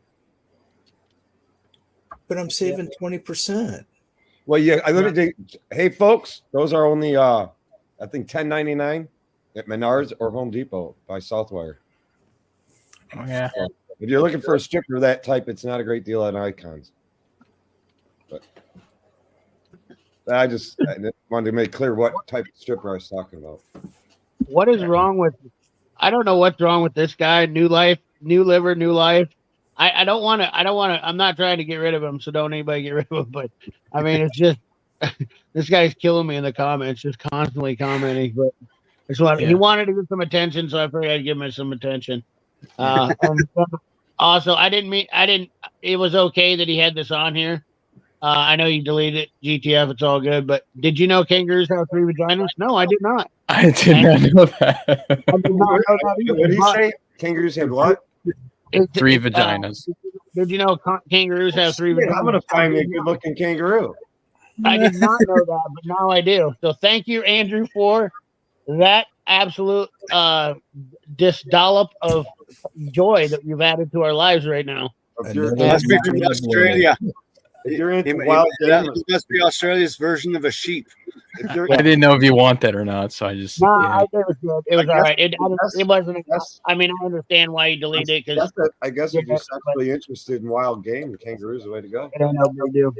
Now, pistol please flyer set for $34.99 is quite a good. See, the difference is though, Dave, can you pull up since you got control of that? Can you pull up the pliers that I'm speaking of in question about the Snap-on 612 AEPs versus because a couple of people don't understand what pliers we're talking about on that. We're talking about 2 different sets of pliers here, folks. So I do apologize. But pistol grips, the 612 AEPs are the screw extractor Snap-on pliers that are now $95. And I know I didn't pay nowhere near $95 for those when I bought mine, closer to probably just $60, but they're still at $20. They're an absolute waste of money. They're a waste of $20. They're not worth having. You just don't need them. And if you're going to buy a set of pliers that need screw extractor, buy the twin grips. Spend the $30 on the Nipex twin grips, and you're going to get a plier that's more useful because it's got a nut function, adjustable function, and it can take out some screw extractions when you need them. I've never those ever nitpick- said. I've never ever those said that. Oh, go ahead. Those nitpicks are a far better investment over those pistol grips because they even work on hose clamps. like the compression hose clamps, they work great on them. No. I went on the truck, I saw those pistol grips, and I'm like looking at. Then I saw them on Icon. I'm like, what am I going to use them for? Well, seriously, I've never needed them before. Yeah, I bought them just because I didn't have them, and I never used them. So I am guilty of that, but I'm late in my career. I've been doing it for 28 and a half years, so I do buy shit just because I don't have it yet. Right. Well, I mean, that's all of us have. Let's discuss that. All of us have bought tools that we not necessarily. Here we go.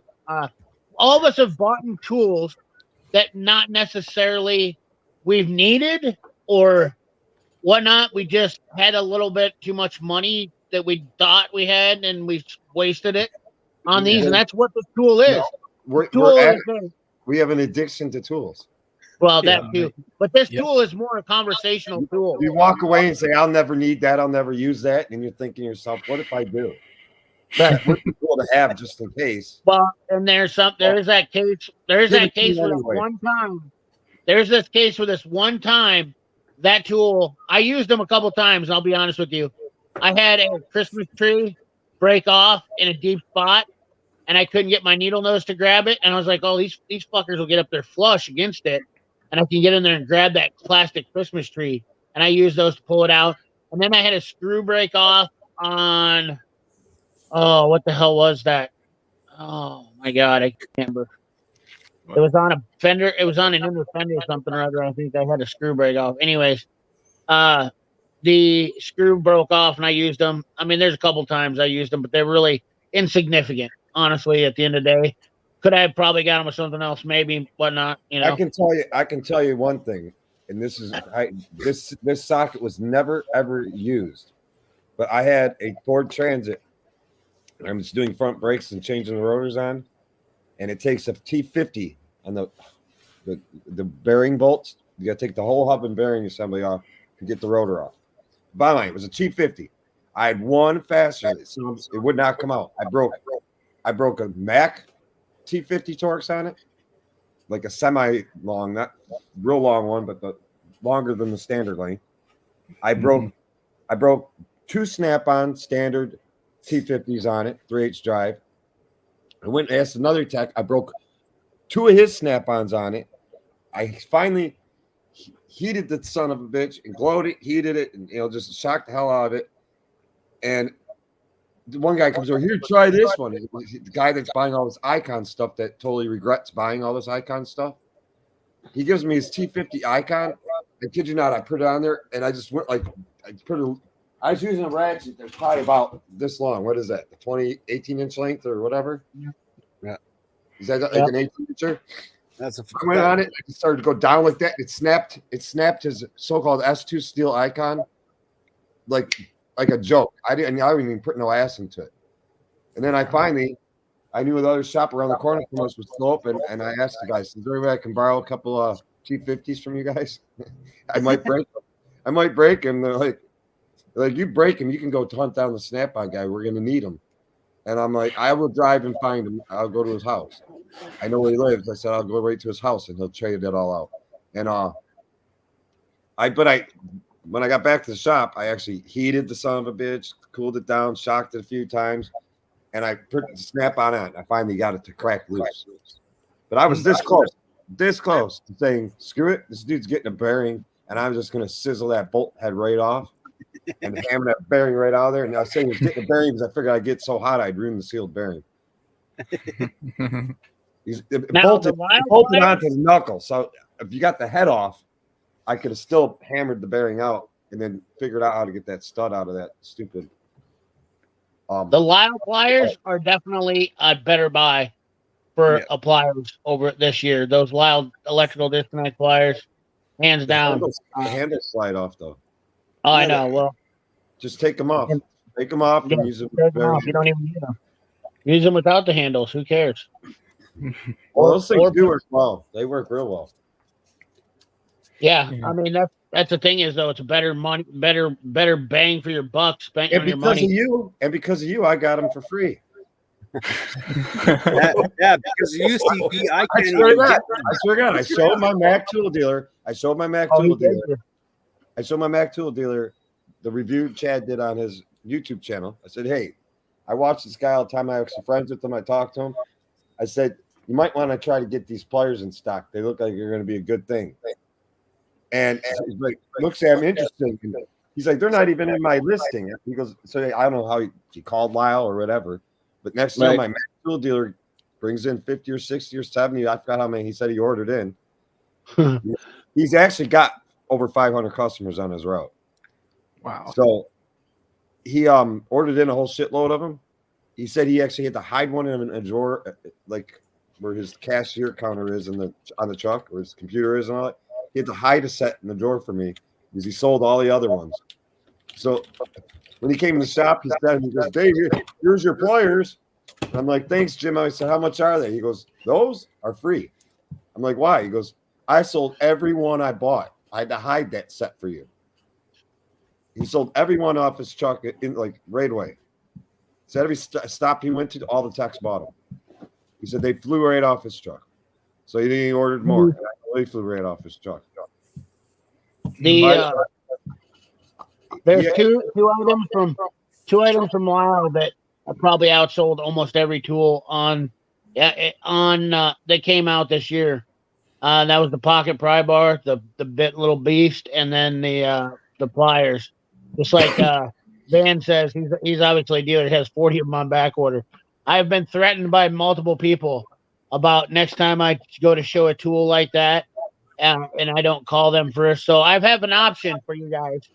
Just while you guys are on the live stream. So I did share in my community on the members only page a deal for some pliers that is absolutely phenomenal. And I will continue to do that. It's a great deal. I'm going to continue to do that for members only because it's the only way to fairly do it. So I can help some people out. If you want to be a member, you will get those little insights before everybody else does. So you are not the last one that's the only way I can do it. I mean, I know people are going to be like, oh, I'm going to target people. Listen, it's $2.99. I'm not killing people. I'll have to ask my Mac dealer how many sets of those pliers he sold, because now he deals with some Cornwell dealers. I don't have a Cornwell dealer, but his route overlaps into some routes where there's Cornwell dealers and a Matco dealer. And he actually has 2 Matco dealers within his route and 1 Cornwell dealer within his route. All of them, when they finally, when they eventually got wind of it and their company let them know or their suppliers let them know, and they finally were able to carry those Lyle disconnect pliers, everybody on their routes were saying, oh, I already got those. What do you mean you already got them? They're brand new. Nah, Jim, I bought them off Jim a month ago. Right. You couldn't have. No. And I'm like, yeah, Jim found out about them right when they came out.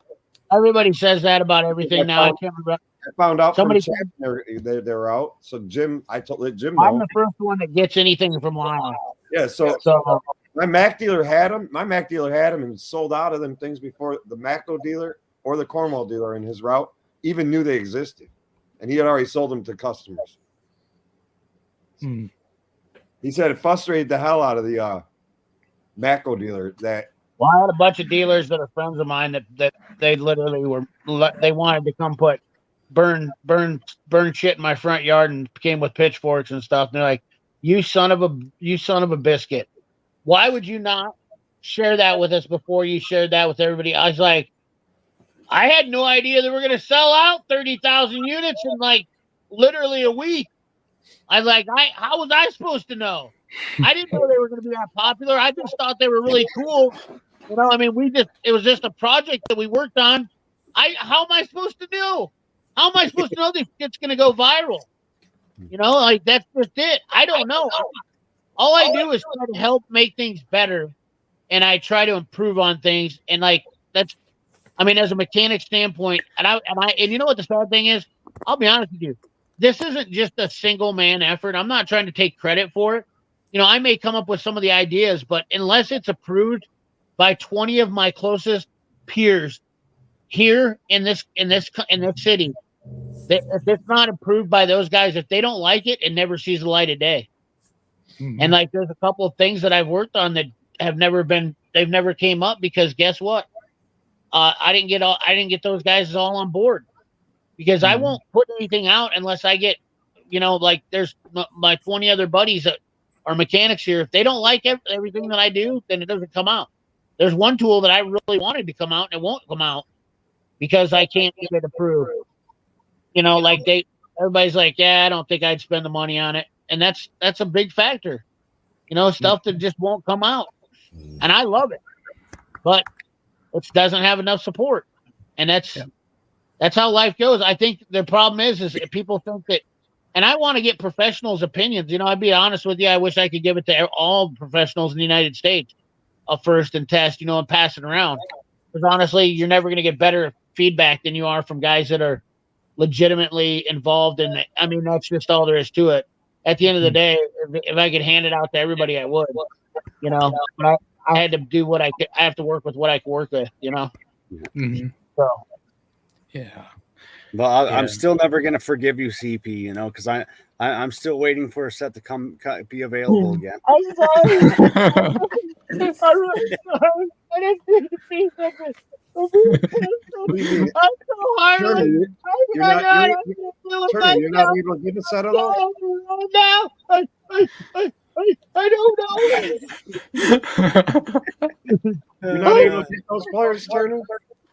I can't do this. I'm not a bad person.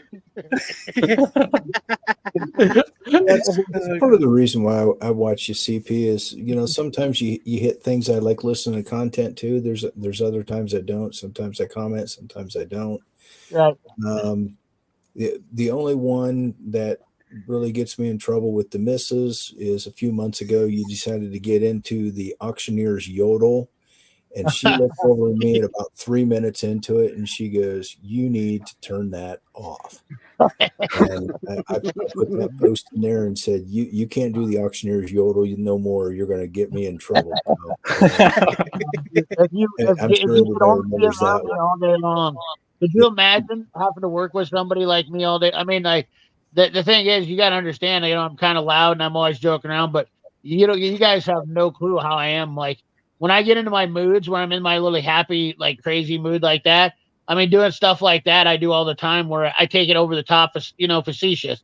I'm sarcastic a lot on my videos, but like my sarcasm translates into a very more depth, like that I just did about the funny sarcasm like that. I mean, like I really don't care at the end of the day. I like to have fun. That's my goal overall in life. Yeah, my shop consists of like 6 comedians in the back shop. Yeah. Including myself, being quite funny all the time. I'll tell you what, we're a very, very professional environment, but when you get in the back shop, you better not, your ears better be like ready to hear anything basically be said or come out or fly off the hand. Everybody's always acting crazy in the shop.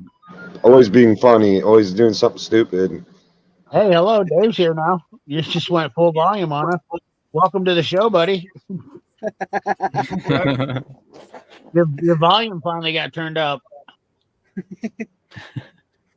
Dave's been having laptop issues for a while now. You need a lap dance? Is that what you said, Dave? Or laptop? That's hot. Oh, now your voice is gone. Your microphone's disappeared. It was working good. It came in loud and now it went. I think it's back. StreamYard. Okay, now it's okay now, I guess. But I think I don't mean to put you on the spot, Dave.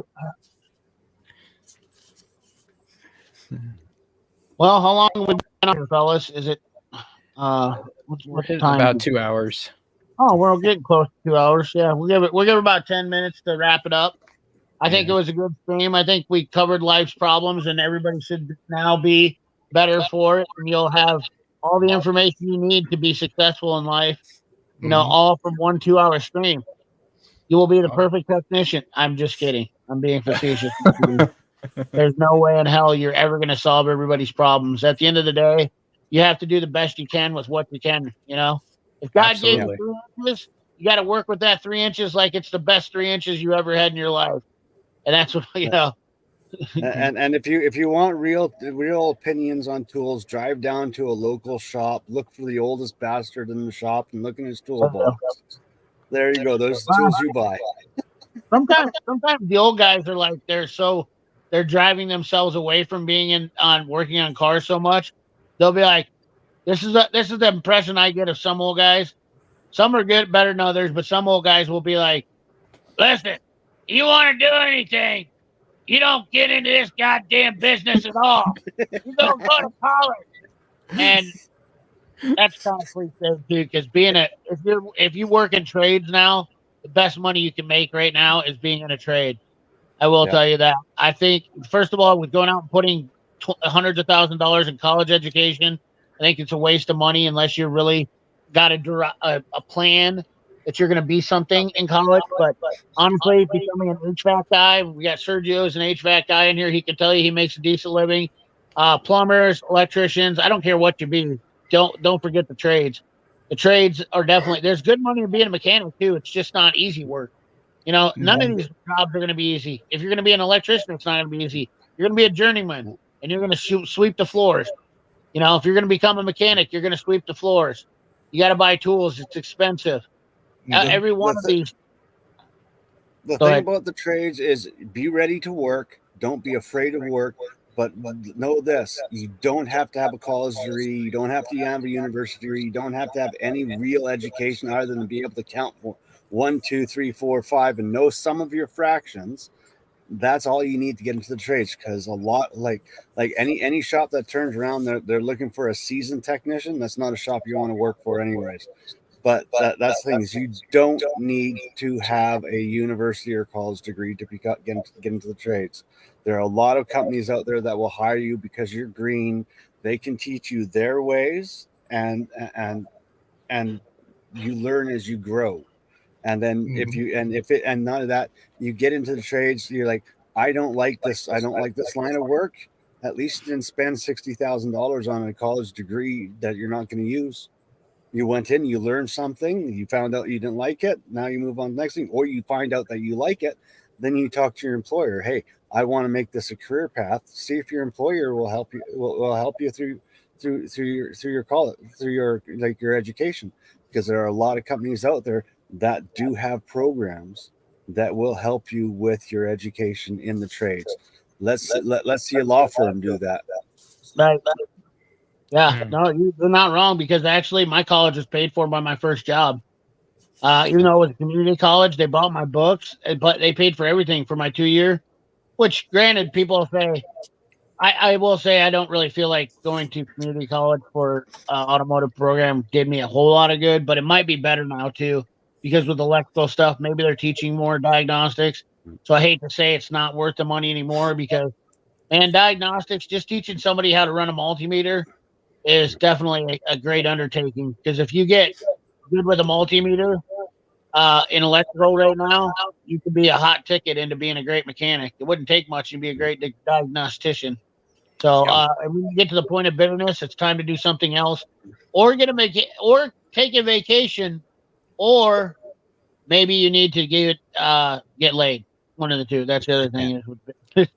And out of that, in the trades, it doesn't matter, male, female, purple hair, green hair, panda bear. As long as you show up to work and you're going to work, you don't, like, in this day and age, we're not about brute strength, brute force. You don't have to be He-Man.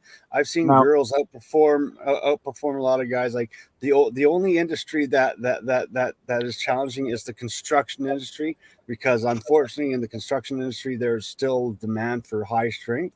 But that's the thing, you're still going to get hired, doesn't matter what you are, because they'll find a place for you. They'll find a niche. Oh, wow, this person's great at cutting stairs, man. You're our new stair master. Get over there, do the stairs. Hey, you're awesome on the roof. You're on that roof. Hey, like that's the thing. It doesn't matter what you are, male, female, green hair, blue hair, purple panda bear. Join the trades, man. We aren't prejudiced anymore. We're not discriminative anymore, and we're open minded and that like that, because we need you. People like me and John want to retire someday, and if we don't have someone that's going to replace us, we can't retire. So our retirement's on your head. Hey, I want to retire too, bud. Don't, it's not just me. I know I'm not a spring chicken, but I mean, I'm 45. I'll be honest with you. Me and Dave were just talking about. I'm retiring. Yeah, More years. me and Dave were just talking about that. I plan on semi-retiring at 55. Where what that means is at 55 to 65, let's say, I'm not gonna look at upgrading my tool collection.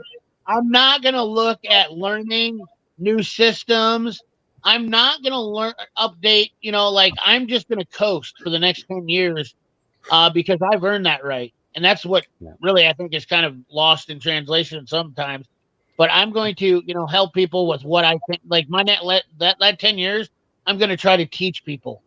I'm going to spend more time trying to teach people and putting in my time with, hey, this is what I know. This is what this and that, blah blah blah. But I'm not going to spend my time learning a bunch of new shit from the time I'm 55 to 65. It's time for me to lay back and, at some point you have to think about that. You're a young guy that gets into it, you're 20 years old. You need to learn.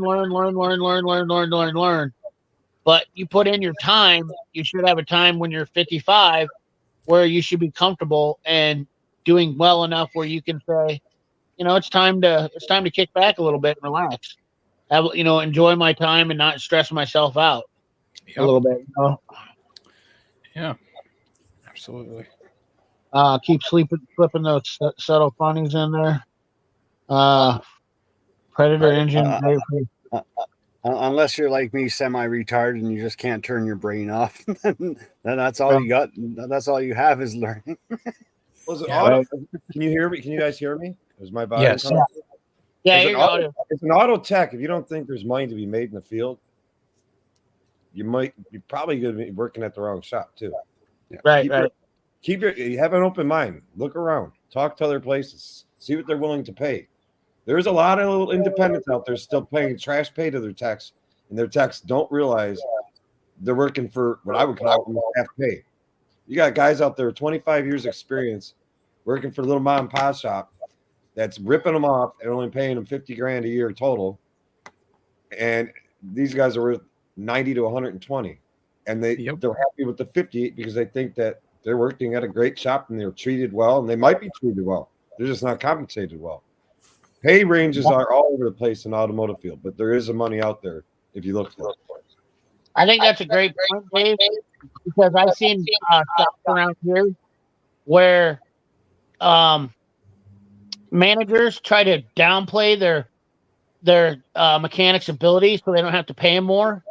So they think by treating them like crap, they can keep them under their finger, but never doubt your self-worth. Like if your ability feels like it's not being rewarded in the correct field, it's definitely time for you to open up doors and look elsewhere until you feel like you're at home and comfortable with where you're at and making the money that you should be. You definitely never want to stop looking. Mm-hmm. I think you look for non-traditional ways. I like Turner's cue in of, we'll take a look at people in the shop and they don't come in with bad traits, bad habits, and just bad learned experiences. It's sort of a clean slate. Look, I'll take a person with a good attitude, a good work ethic, and a strong desire to learn, and has some discipline to them, and they're going to be a wonderful, great employee, and we'll train them and send them out to education. Here's the next thing I'll say to you is, look, I started off on the agricultural side, tractors, combines, and intermediate, medium, heavy diesel mechanics.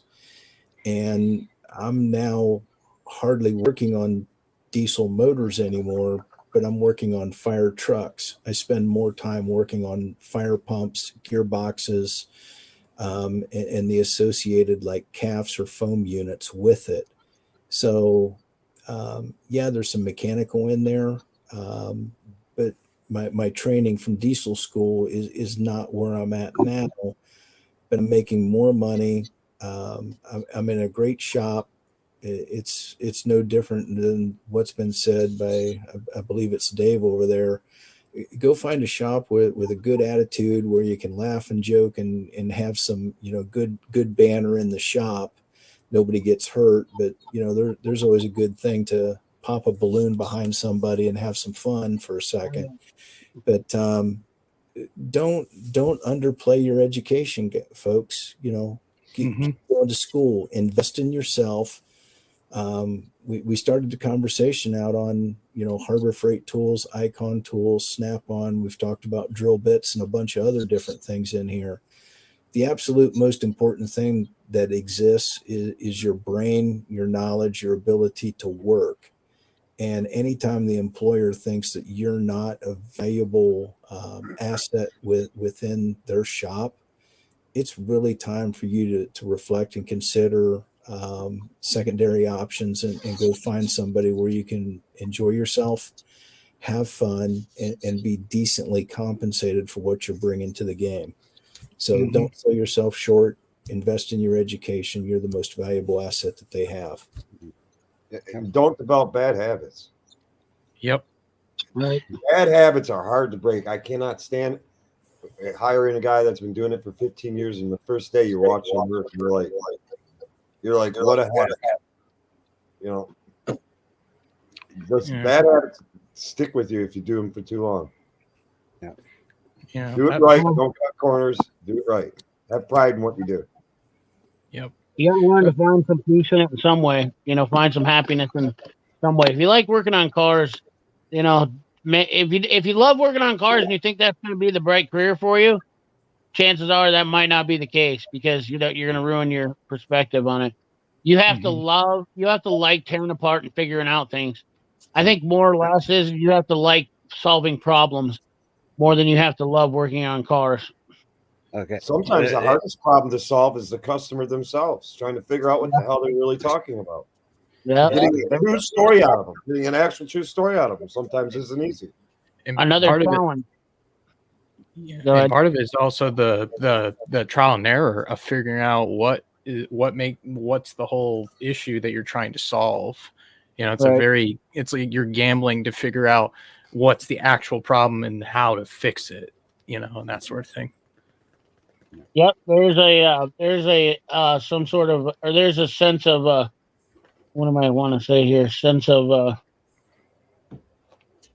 trivial pursuit, I guess, onto what you can find, how you can find the problem, how you can dissect the problem. There's lots of ways you can go about it. You know what? There's a lot of ways you can find a problem on a car for diagnosing. I've seen some very odd, strange ways, but they work. Simple examples of bad habits would be like not cleaning off dirty hub surface before putting a new rotor on. There you go.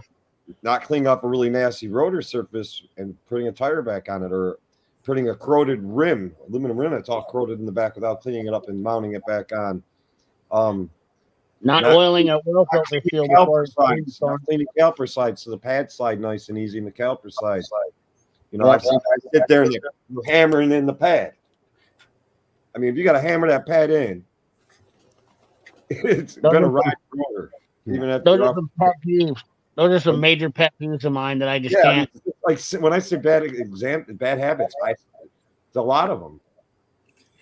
When you're replacing a air compressor on Cummins motors, I don't care if it's an ISL or an ISX, the damn things are notorious for leaking oil. Okay. A bad habit is the manufacturer says one gasket. Anybody that's been in the business knows you put down a gasket, you put down Permatex material, you put a second gasket on top of it, you put it down, damn thing will never leak.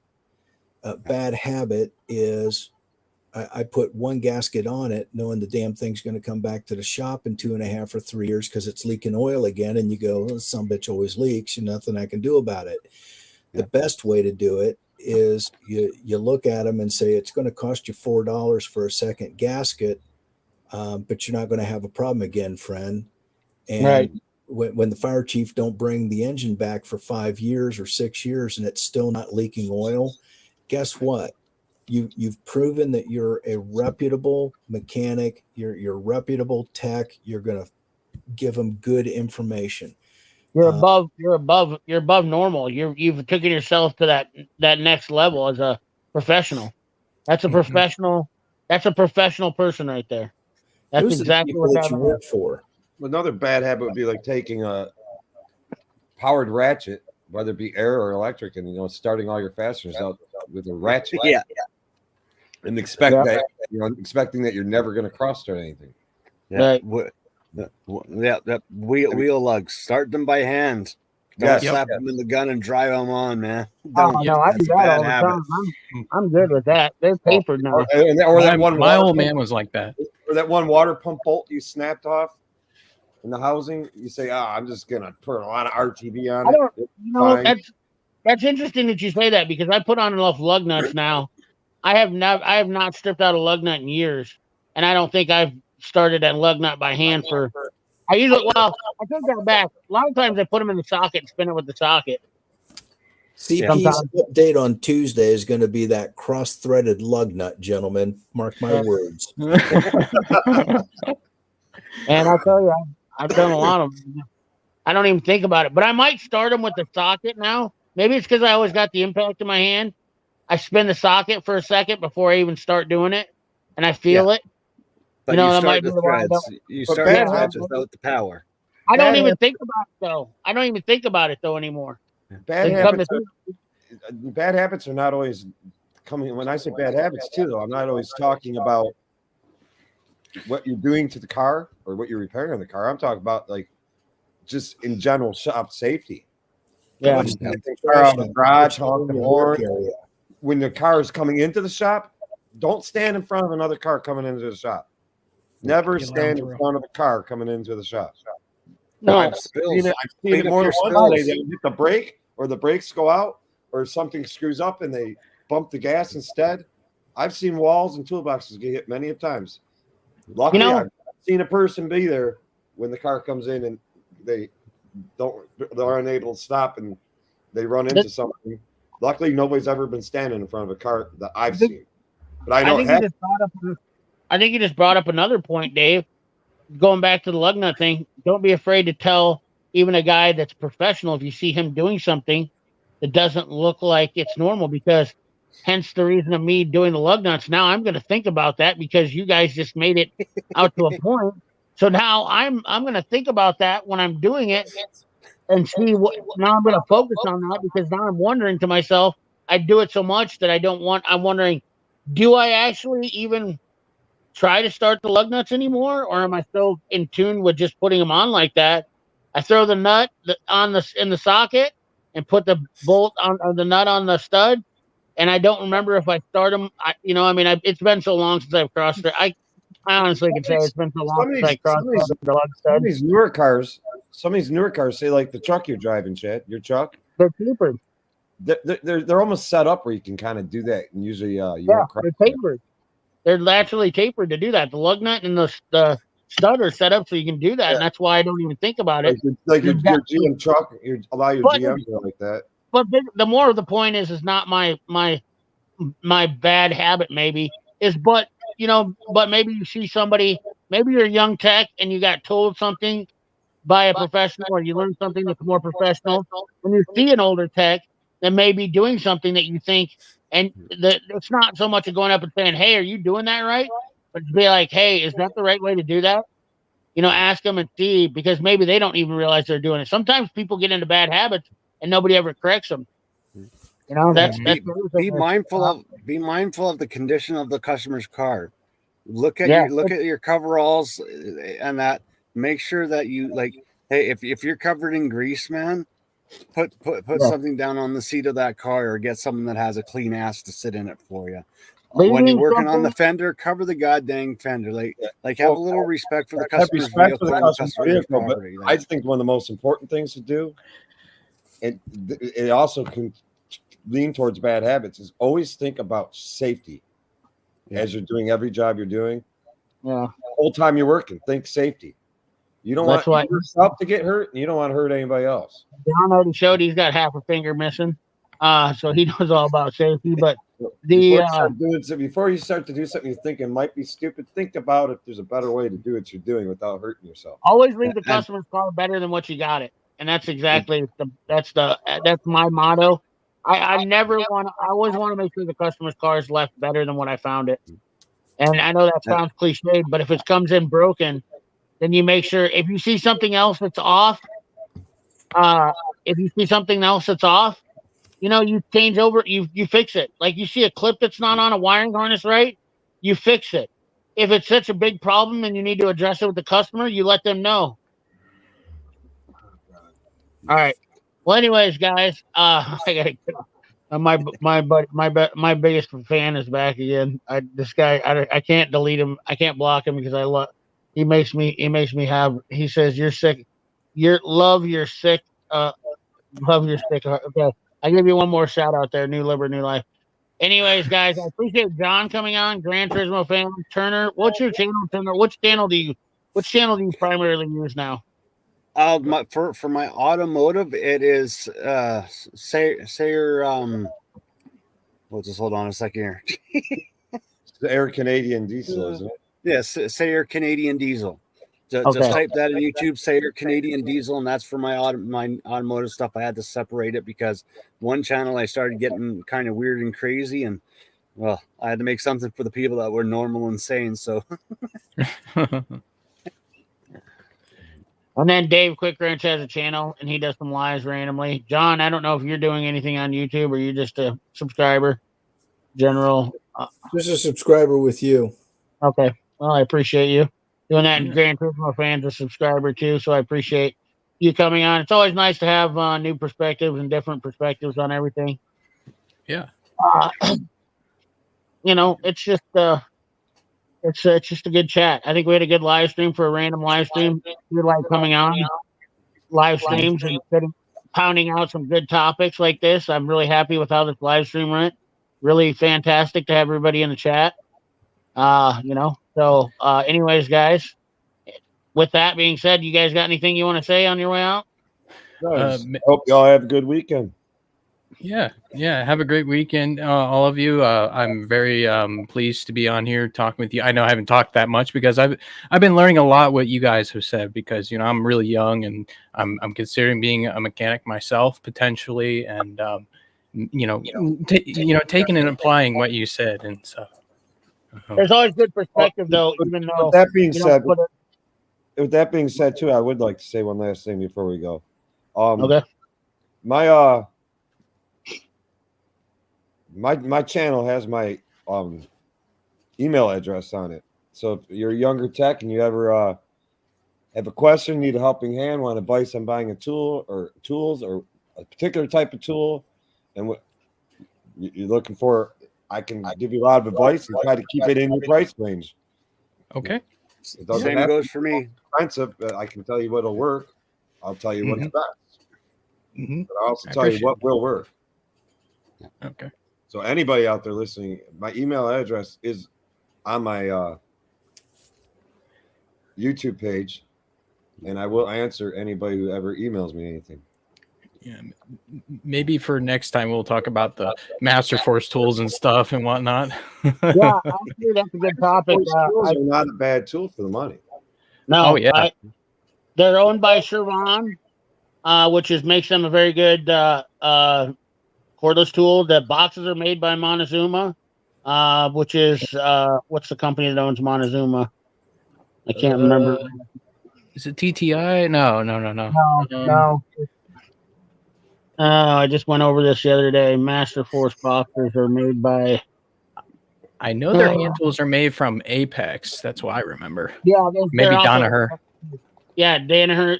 Their tools are Danaher gear wrench. So I mean, they're really and they're a good value, to be honest with you. They're the same stuff you can get on the macro truck on some Force. But it's Master Force is highly underrated, honestly, for the tools you get. Oh yeah, I got a whole like 100-piece set, and I had it for a few years, and I lightly use it. It works pretty well. I only have one socket that kind of peeled off its chrome a little bit, so pretty much it worked pretty good for what I use it for. I bought the set of Master Force dikes here. Yep. $9.99 at Menards because I couldn't find my dikes I had at home. They work perfect. They're fine. Nothing wrong with them at all. I have a set of Master Force needle nose that I love. I love them. They're absolutely fantastic.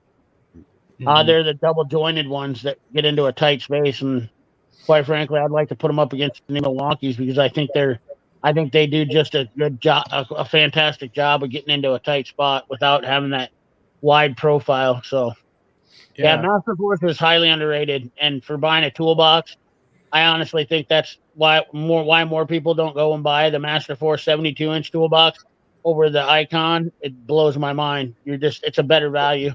That Master Force is not a bad box at all for the money. Oh yeah, not bad.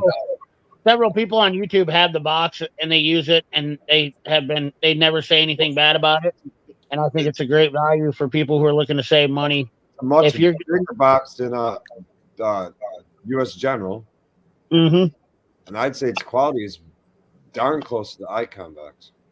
Oh yeah, it's absolutely up there with the Icon. You're getting the same price as a U.S. General, but you're also getting the same. You're getting a better depth. Well, how much is that bottom big roll for cab?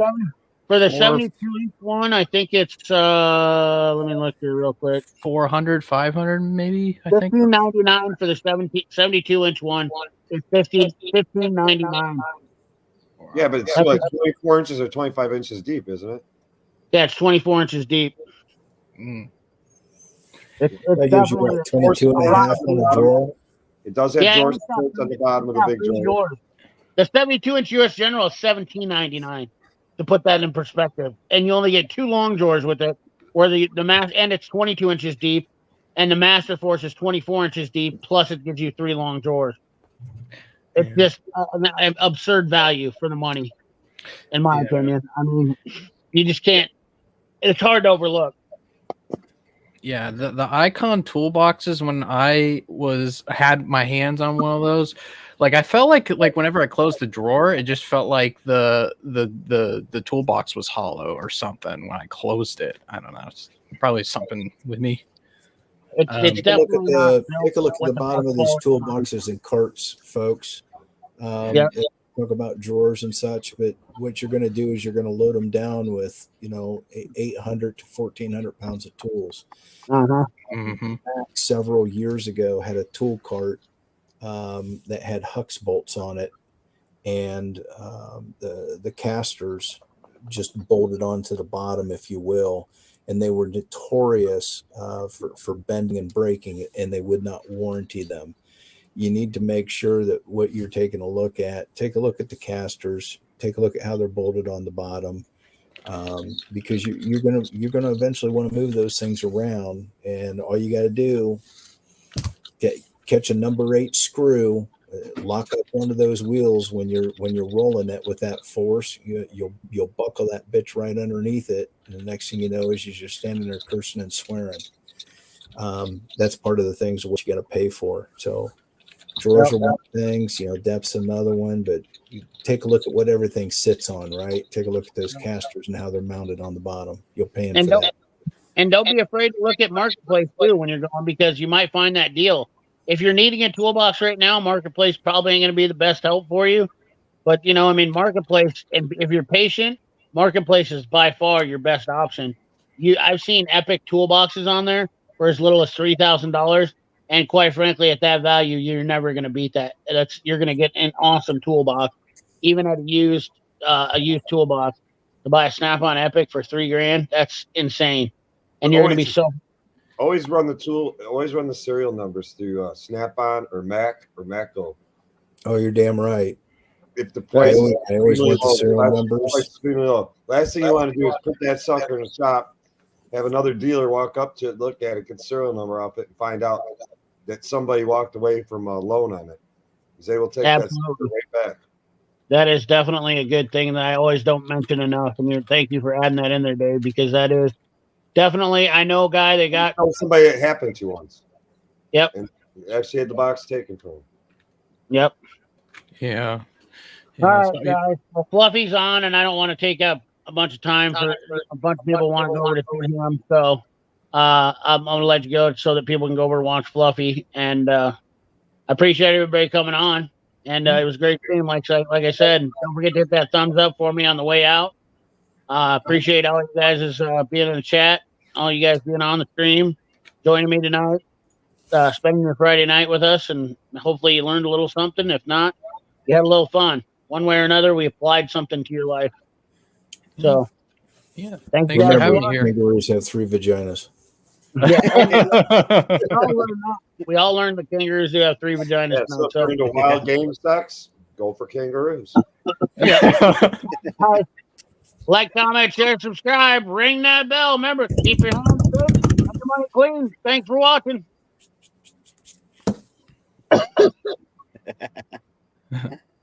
Oh, that was fun. Hi, Dave. They all bounced off already. Yep. Well, I'm gonna hop over, check out Fluffy, and then go pimp him. So. See, it was nice. It was nice seeing a new face on CP's live. That was the other older guy. John was his name. John, yeah, yep. Yeah, it was actually really nice. He had good perspective on stuff. Yeah.